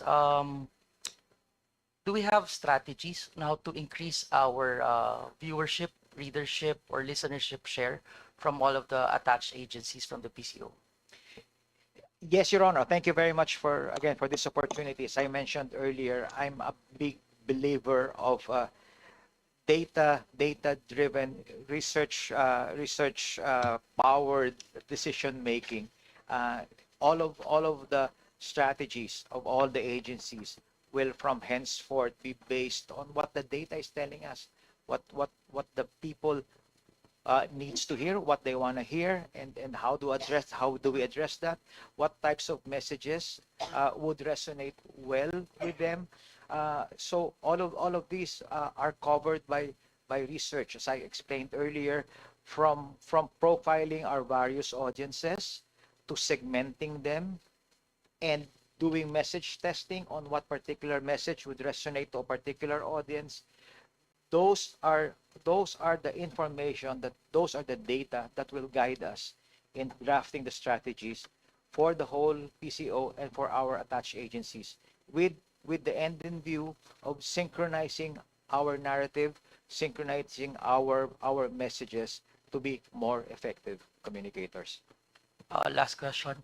When it comes to radio, with an overall listenership rate of 9 to 12%, what's the goal and what are the key KPIs of the PCO to achieve it? Can I refer you to Director Dito? Thank you, Secretary. Thank you, Your Honor. Right now, Radio Pilipinas, the flagship radio station in Metro Manila, is now hitting around 10 to 12% in the ratings, and this is the first time really that we have a double-digit rating, and we attribute this to the effective cross-platform strategy that we have with digital, because ever since we started digital operations and in line with our integrated approach, wherein all the social media platforms of the different attached agencies are doing content altogether, it really boosted our listenership, our viewership, and our overall audience approach, or overall content appreciation by our audience. And we really felt that the large audience coming from digital is crossing through the different platforms that we have, both in radio and television. In fact, this year alone, when we started our Facebook page, we are running at about 600,000 followers, and by the end of and right now, about 2 weeks ago, we already hit 1 million followers. And this will really reflect on the kind of appreciation the audience is gaining now. So apart from all these cross-platform strategies that we have, we are doing our other strategies, such as expanding our network, not just locally, but now we are already starting to plan for the creation of our own international news network.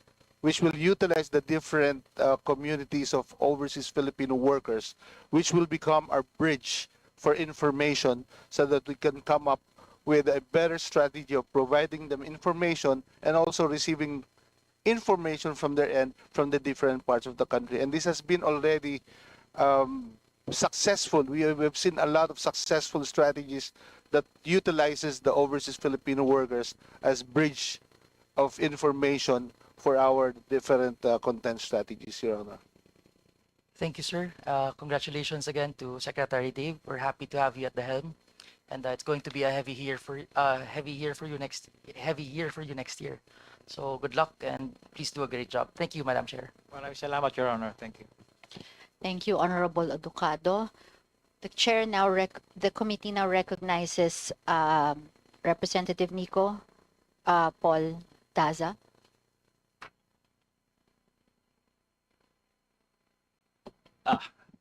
Thank you, Madam Chair.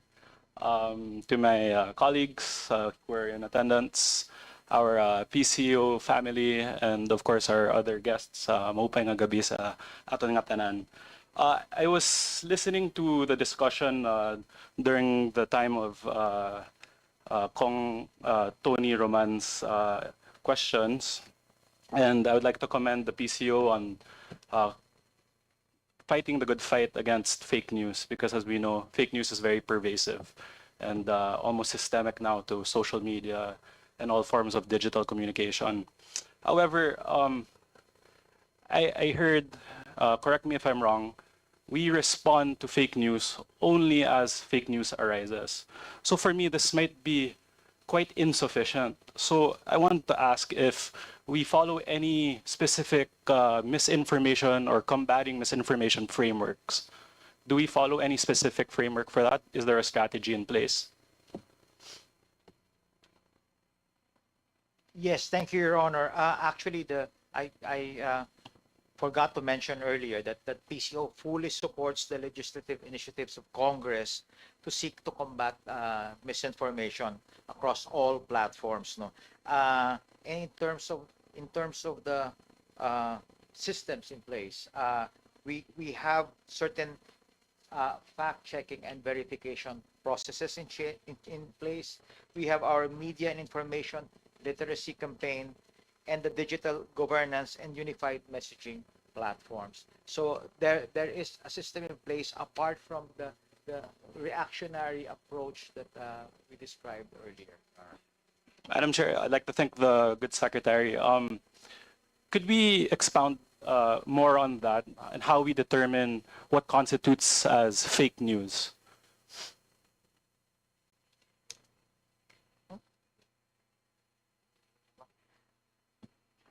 Your Honor, before I refer you to our digital media services team, I would just like to reiterate that we do an initial and comprehensive fact checking at the onset to determine if these are fake news.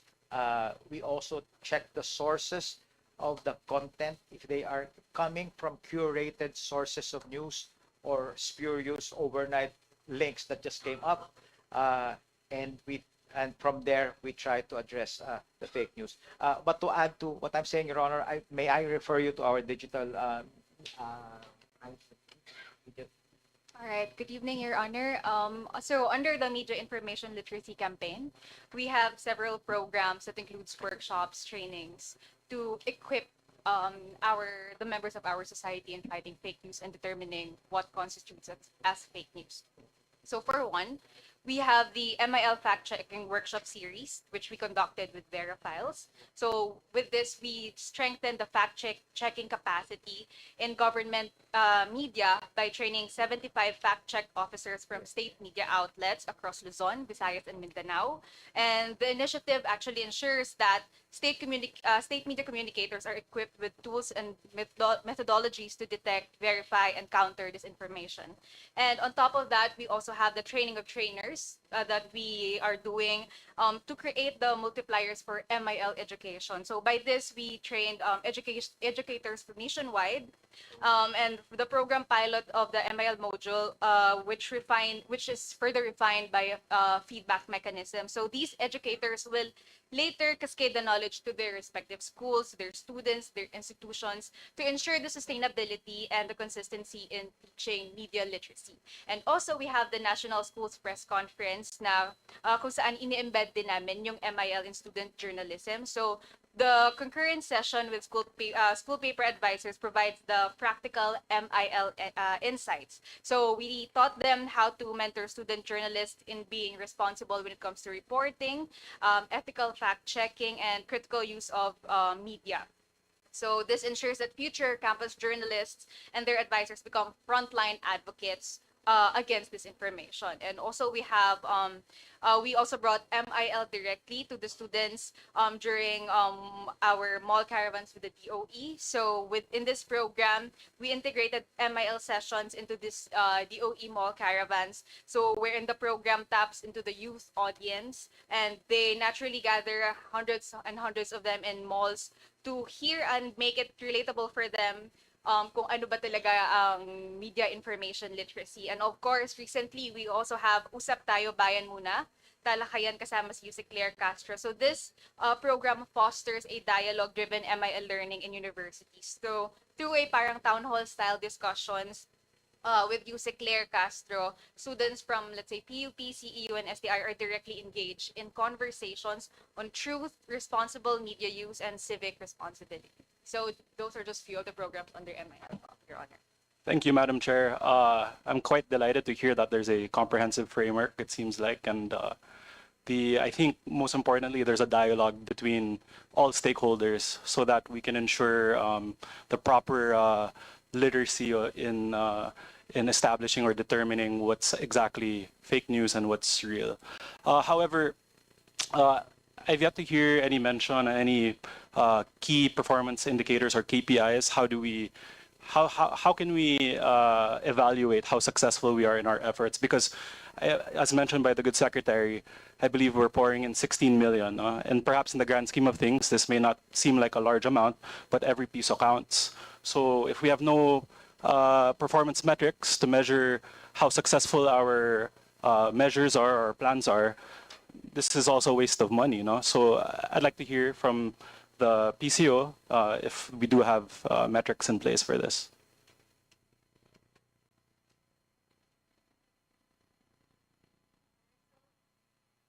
One of the metrics include, of course, the coverage of kung sino ba yung natatap ng programs namin, the number of students, the number of teachers, and everyone that's involved in the program. But I believe it's more important kung once the surveys come out when it comes to this information, how many Filipinos are still vulnerable to it. And from that, we work on kung how much more effort we have to exert when it comes to media information literacy. Madam Chair, is this a report that we could potentially get from the PCO? Could we be furnished the results of these studies? Yes, Your Honor, we'll provide the committee. And Your Honor. Great. Madam Chair, it's great to hear from the good secretary. And I guess in line with this, we also discussed IBC 13. No? Perhaps to play, I guess, devil's advocate in the spirit of journalistic integrity, because I heard from, I believe, director, that hindi po tayo namimili. We try to highlight every congressman, everyone's work. But again, in the spirit of journalistic integrity, how do we ensure that there's independence and neutrality in the content that we push out? Because, of course, not saying that this is what happens, but we avoid ourselves from becoming, for example, a propaganda arm for the government. Yes, sir. As far as IBC 13 is concerned, sir, we are always in the forefront of, fighting fake news and misinformation. When I said earlier that we try to combat fake news against factual, in Congress TV, any news that tends to malign or to sort of insult the activities of Congress, what we do is we present the actual footages of what's going on in Congress, and this being done by our SOCMED people and reporters, because they're the most qualified to show what is being peddled as fake versus what is being shown on TV during deliberation, during plenary session, plenary session, and during fact-finding activities, Your Honor. Madam Chair, to follow up on that, who determines this? Is there a process for how you decide? Your Honor, we do not I mean, all our reporters are tasked to report factual. They are not opinionated.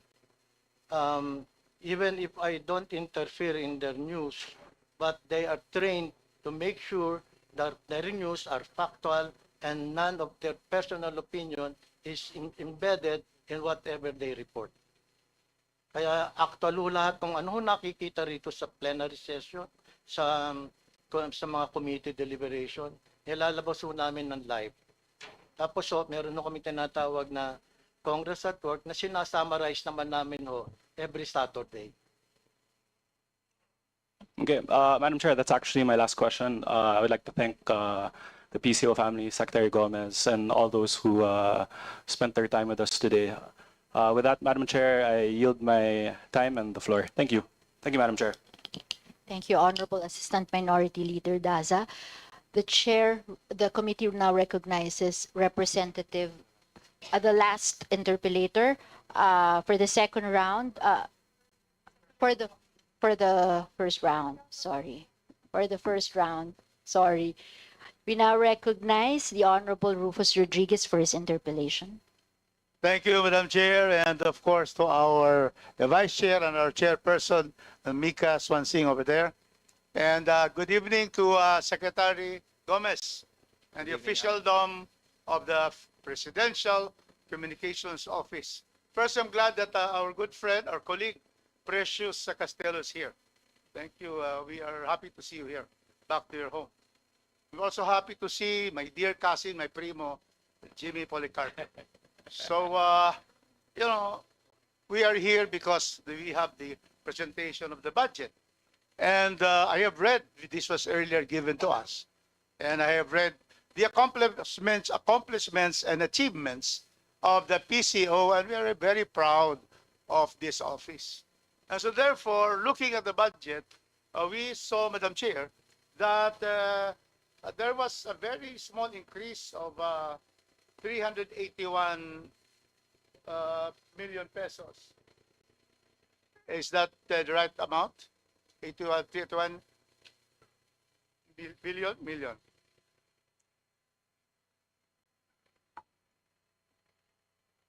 $381 million. Yes. So may I know first, what was your proposed budget for 2026?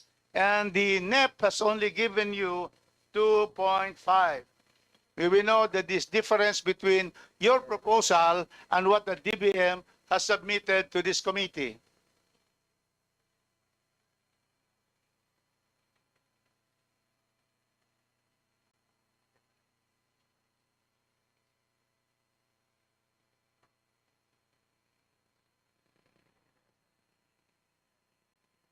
Your Honor, can we request 1 minute suspension? Is that okay? Thank you, Your Honor.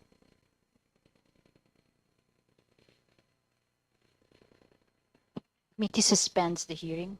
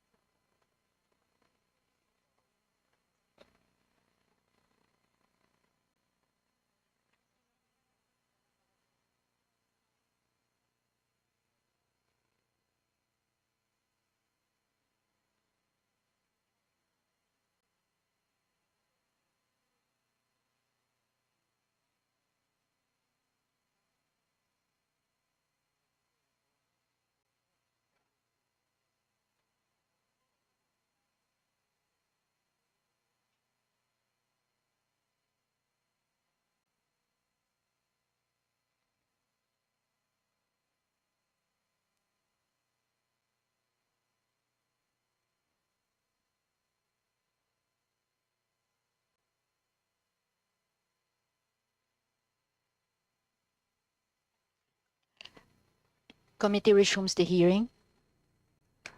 Your Honor, thank you, Madam Chair. Thank you for the 1 minute suspension. Your Honor, to answer your question, the proposal that was sent to the DBM for PCO proper alone was 1.4 billion. And under the NEB, we were allocated 972. Now, separately, the attached agency submitted their own proposal to the DBM. Unfortunately, I don't have visibility on their original proposal to the DBM. What we have in front of us right now is the actual NEP approved by the DBM, Your Honor. Thank you, Secretary. So it is very clear that 500 million was not granted to you because you had 1.4 proposed and you were given only 972. Out Yes. of those that were proposed, which are the most the priority items that you wish this committee to study for a possible increase of the Philippine Presidential Communications Office proper? Do you have that list, or do you have the explanation for Thank what you. was last, which you feel are very important for the PCO? Yes, Your Honor. We actually have a table for the additional ask with the permission of the committee and the Appropriations Committee members. For the PCO proper, we identified a total of 415 million pesos in additional funding that we would need for the procurement of additional equipment for content production. This is the team that goes out and covers the activities of the president. Unfortunately, we have some outdated, the fully depreciated equipment sometimes when we go out. And as you may have noticed, the president is actively going out and visiting projects, visiting communities, and we deploy teams in all the activities of the president, and we need some equipment support in that regard, and that only amounts to around 80 million for the entire year. This equipment will also be used again. Sorry to reference the ASEAN, but for coverage in the forthcoming ASEAN hosting. For the other departments, we are happy to share with the committee this list of additional asks, Your Honor. But if I may just point out, some most of our capital outlay are really allocated for ICT, or information communications technology. We hardly have any budget for infrastructure repair or facilities improvement, and our state media badly needs infrastructure rehabilitation, especially, again, to reference the ASEAN. We will have state media visitors from other ASEAN countries, and when we show them, sadly, our state media facilities, they are in bad need of repairs and rehabilitation, Your Honor. Thank you, Secretary. Madam Chair, so you are asking for 80 million for equipment, right? To cover the president. Equipment So for this is the first PCO one, proper. 80. Yes, How Your Honor. much will it cost for your digitalization of your services that you just mentioned, so that you will upgrade your digital infrastructure?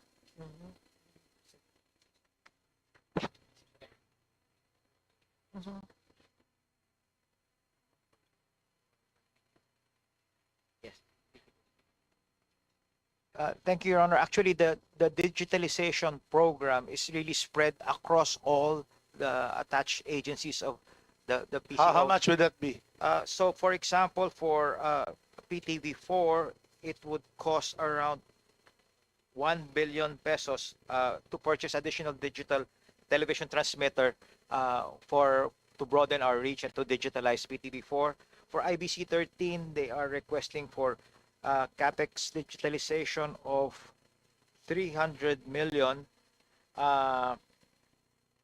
RTVM as well, and the 80 million I mentioned for PCO content production also includes, in part, the digitalization needs. No? Thank you. Madam Chair, can we request the Secretary to submit to the committee what are the real priorities, the items you feel should be included in 2026 to make you really be able to especially to cover properly our president and also the improved digitalization. So can you submit that? Yes. So offhand, I can see that your proposed budget was reduced by DBM Yes. to the amount of 400. About that much probably would be amount, Madam Chair, to be able to restore to the PCO. Thank you. So my next question is to my primo. You will reduce by 963 million. Why is this so? Your This Honor, year, you have 1.1 million, a billion, but then now you only have only 136 million was given. 128 million, Your Honor. Yes, why? But you have to consider that's only for personal services. This Because one? the personal services, because MOE operations, we need to pay power companies, we have to pay water, we have to pay taxes, local taxes. Because for your information, Honor, we paid all our realty taxes, kaya wala ko kami utang. Very good. Yeah. So here is the second page because I look at your first two pages and it says here your current program, current budget for this year, 2025, is 1.1. That's right, Your Honor. Yes. Because we need 300 million to further digitalize around 9 stations. But what was That's by given, law. But what was given is It's only only- 128 million. it's 136 here. Oh, I'm sorry, sir. 136. 136, we follow what is From stated there. NEB, sir. That's right, sir. I So, stand yeah, correct. IBC, 136. Yes, sir. I stand So corrected. you lost sir. 963 million from this year's budget. Where's that? Your Honor, our budget request is 1.5 billion. Yes. That includes personal, MOE, CAPEX for digitalization, reorganization, balance. As I've said earlier, Your Honors, we have a program which was approved in previous administration, in previous years, a two-tier retirement program. We were given only one half of what we needed, which will be paid to this year, and the other half for next year. This will eliminate totally and save us 89 million a year. Kasi covered kami ng CBA. Pag nawala na yung CBA, nawala na yung existing corporation at talagang government na, we will be needing less next year. On 2027. President and CEO Jimmy, so what would you want our committee to restore in your proposal, which were removed by the NEP? Your Honor, we need around 1.1 billion more. From the That's President. too much. We have a problem. At 1 billion, we don't talk billions here Your Honor, because we don't have that kind of money. So Your Honor, yung basic talaga, like we're saying, mga 400 dun sa kwan. So let's be realistic. Kung na yung 1 billion, Jimmy, di talaga papasayan kay Speaker. Your Tsaka sa Honor, we need chairman. at So least yung ano lang, how 900. much? Yung We need medyo at- basic lang talaga. Basic, Your Honor, we need 47 million for MOE operation, Okay, 47 plus 300 million to continue with digitalization. that's 347. dictated by What law. else? And then the organization balance of 428 million. Only the first two. That's The first two. Why don't you submit the first two? 47 and 200, was it? Or 300? Sir, we are obligated by law to pay the retirement. There's bayad so na many hotel, one obligations that we cannot really pay. So we just start We with will that. give you the options, Your Honor. So we please will submit to us the first two that you have mentioned. Yes, Your Honor. And Madam Chair, because the bell has rung, I will therefore finish my interpellation. Go ahead, I'm sir. supposed to be the last, right? There is one more, Your One Honor. more. So anyway, we will therefore yield to the last interpellator. Thank you for the time, Madam Chair. Thank you very much. So before the committee starts with the last interpellator, The agency is requested, therefore, to submit to the committee all the lists and documents requested by the Honorable Rufus Rodriguez.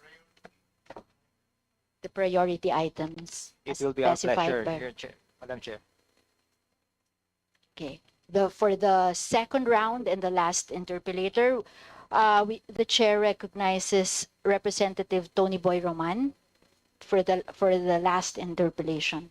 Thank you, Madam Chair. I wish to turn to the General Manager of People's Television Network because you've been quiet. But I'm just trying to understand the relationship between People's Television Network and IBC. I understand at one point Congress TV was under People's Television Network. Is that correct? Yes, sir. And That is correct. And Madam Chair, since it was under the People's Television Network, I would assume that there was a budget. You had a budget for Congress TV. Is that correct? Yes, sir. That is correct. Will you confirm that in 2024 you had a budget of about 175 million pesos for Congress TV? Your Honor, I am basically new. I was just appointed last July 31. So before me, and I think there were about five GMs before me. So I'm not really aware of that. So I would just like you to refer you to our finance OIC. Sure. Thank you, Your Honor. The committee suspends the proceeding. Committee resumes. Good evening, Your Honor. Okay, so in 2020, Madam Chair, before she proceeds, can you please state your name and title for the record? yes, I am Monette Mingos, Officer in Charge of the Finance Division of PTNI. Okay. So for our 2024 budget, we were given 179 million additional subsidy in 2024. And this was intended for, the breakdown of this was 75 million for the Congress TV production program and 101 for capital outlay. So that was what was given to PTNI. The 75 million for Congress TV, I would part of it was expended. Yes, Your Honor. And Yes. what happened to the balance? Was it turned over to IBC? No, Your Honor. The balance is still with PTNI, and since the transfer of the Congress TV program to the other network, we were advised to seek first the proper authorities as to how to address or how to utilize the remaining budget. So it's still with us. Madam Chair, I'm just trying to understand. If that budget was allocated for Congress TV and Congress TV has since been transferred to IBC, why wouldn't you give the budget to IBC? It was given to us as a subsidy, and it was provided as a form of MOOE to us. There was no, at the start, it was not specified that it was to be devoted to a certain, like for Congress TV. So that's the gray area from our part. It's a gray area because when PTNI receives subsidy from the government, it is usually devoted to our operating expenses, and we do not return any amount from it. So this is the first time that we are having this kind of subsidy wherein we have to provide for a certain project from the Congress. That's why we still are we still need clarification as to are we supposed to return it or are we supposed to utilize the balance. Madam Chair, who would clarify and address that issue? Right now, we have asked the DBM, but the DBM has advised us to seek clarification from Congress. Clarification from us concerning that. Specifically from the one who provided us, from the former chairman of the Committee on Appropriations. So we're actually in that direction. We're Okay. trying to find out. And you have reached out to the to the Committee on Appropriations to get that clarification? Not really yet, not formally yet. When are you planning to, formally request clarification? We will do it right away, sir, now that it has been raised on the table.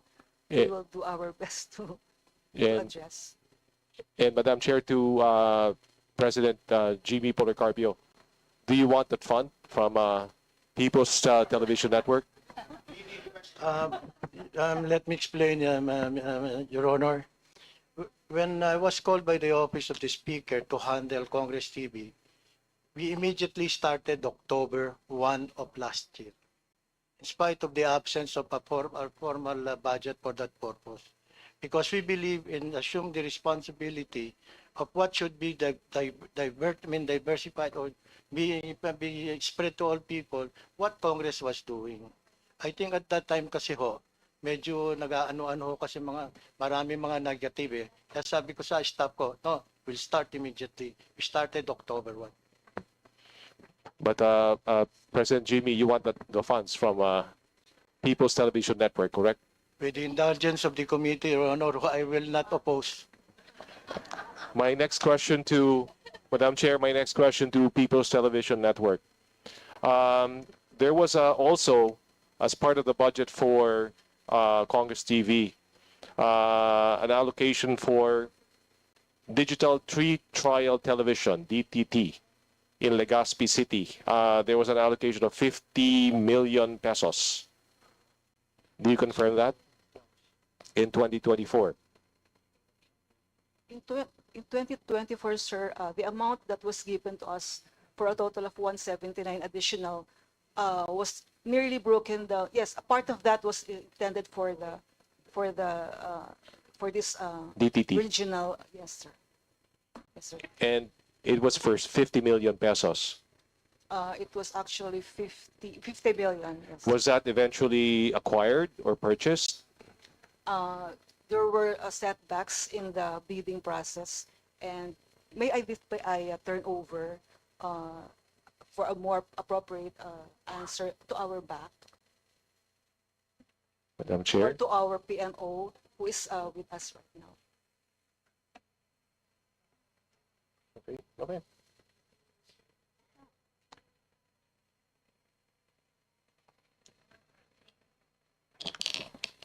The committee recognizes the back officer. Please state your, and the PMO, please state your name and designation, sir. Yes, good evening po. I'm Darius de la Cruz, overseer of Project Management Office of PTV4. So it's regards to DTT Legazpi project. Last 2024, 25, nagkaroon po na kami ng failure of bidding. Then we study again the mandatory review for the project.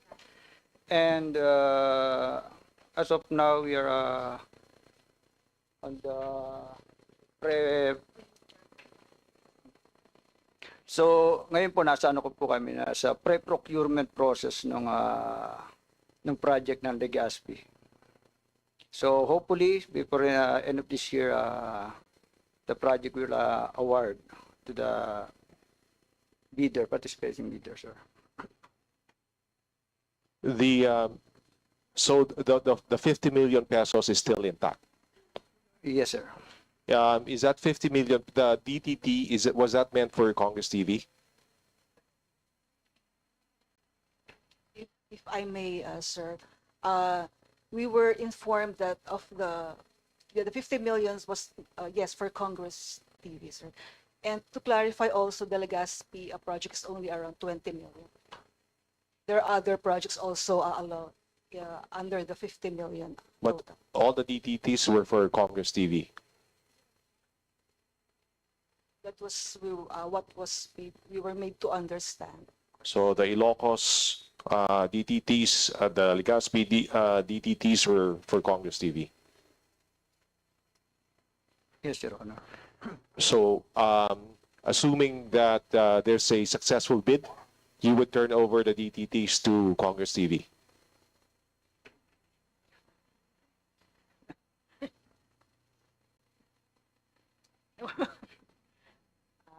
We cannot, I What? cannot properly reply, but maybe Wh- our Why, GM. why is it that you can't reply? Or you can't explain? Uh, Uh, Actually, this is a first, this kind of an agreement is a first for PTNI, wherein we are given funding and then we will be devoting it to Congress. So we are just new in this kind of undertaking. So usually when we receive budget, it's intended Wait.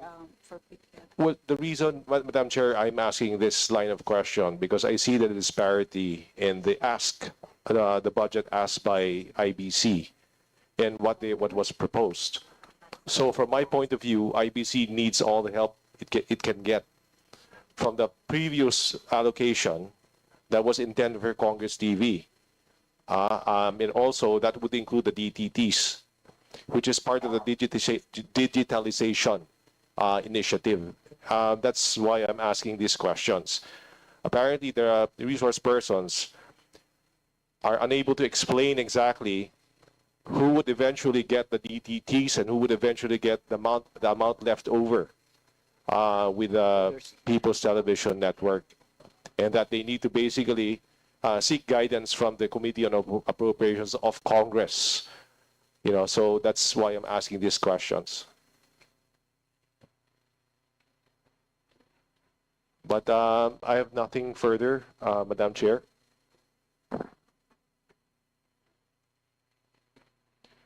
But Madam Chair, I ask that you, to People's Television Network, I ask you to formalize your requests for guidance from the Committee on the Committee on Appropriations on the status of the remaining funds that was intended for Congress TV, and then also your position on the DTTs that were supposed to be given to Congress TV. Yes, Your Honor. Thank you.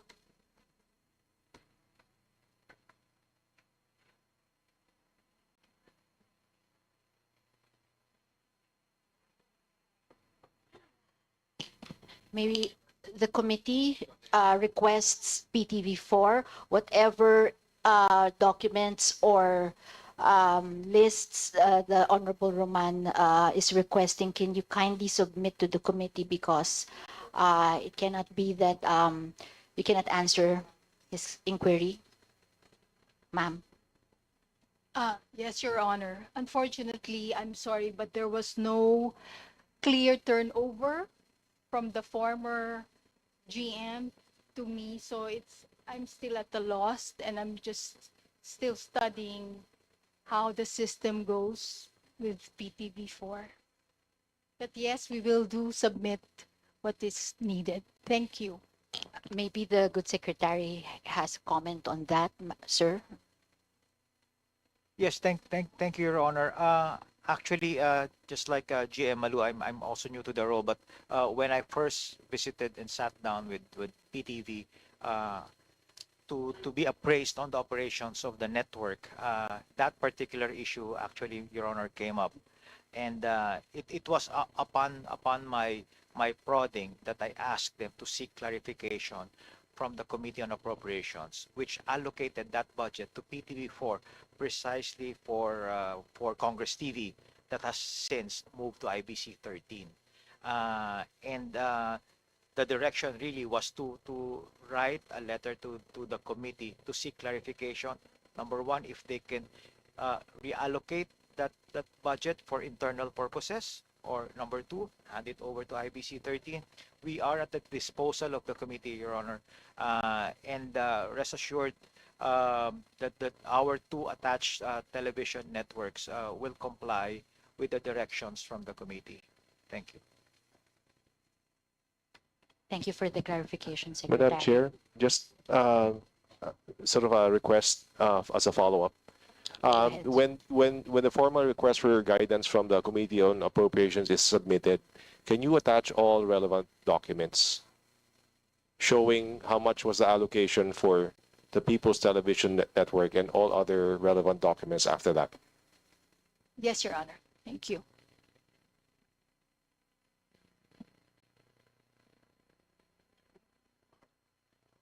Thank you very much.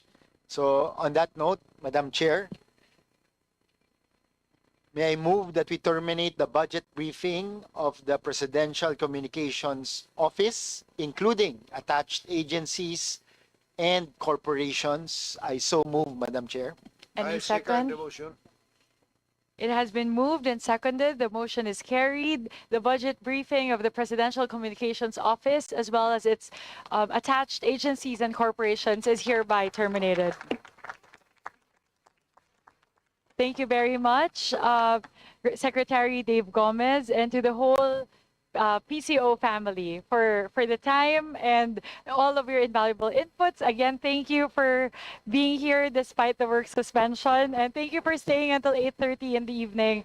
We truly appreciate your inputs, and you're in very able hands with Vice Chair Queenie Alexandria Gonzalez sponsoring your budget. So if there are any more discussions that need to happen, please feel free to do so before we head to the plenary. And if there are any requests from the part of the agency, please submit those as soon as possible. So it can be submitted for the consideration of the Budget Amendments Review Subcommittee.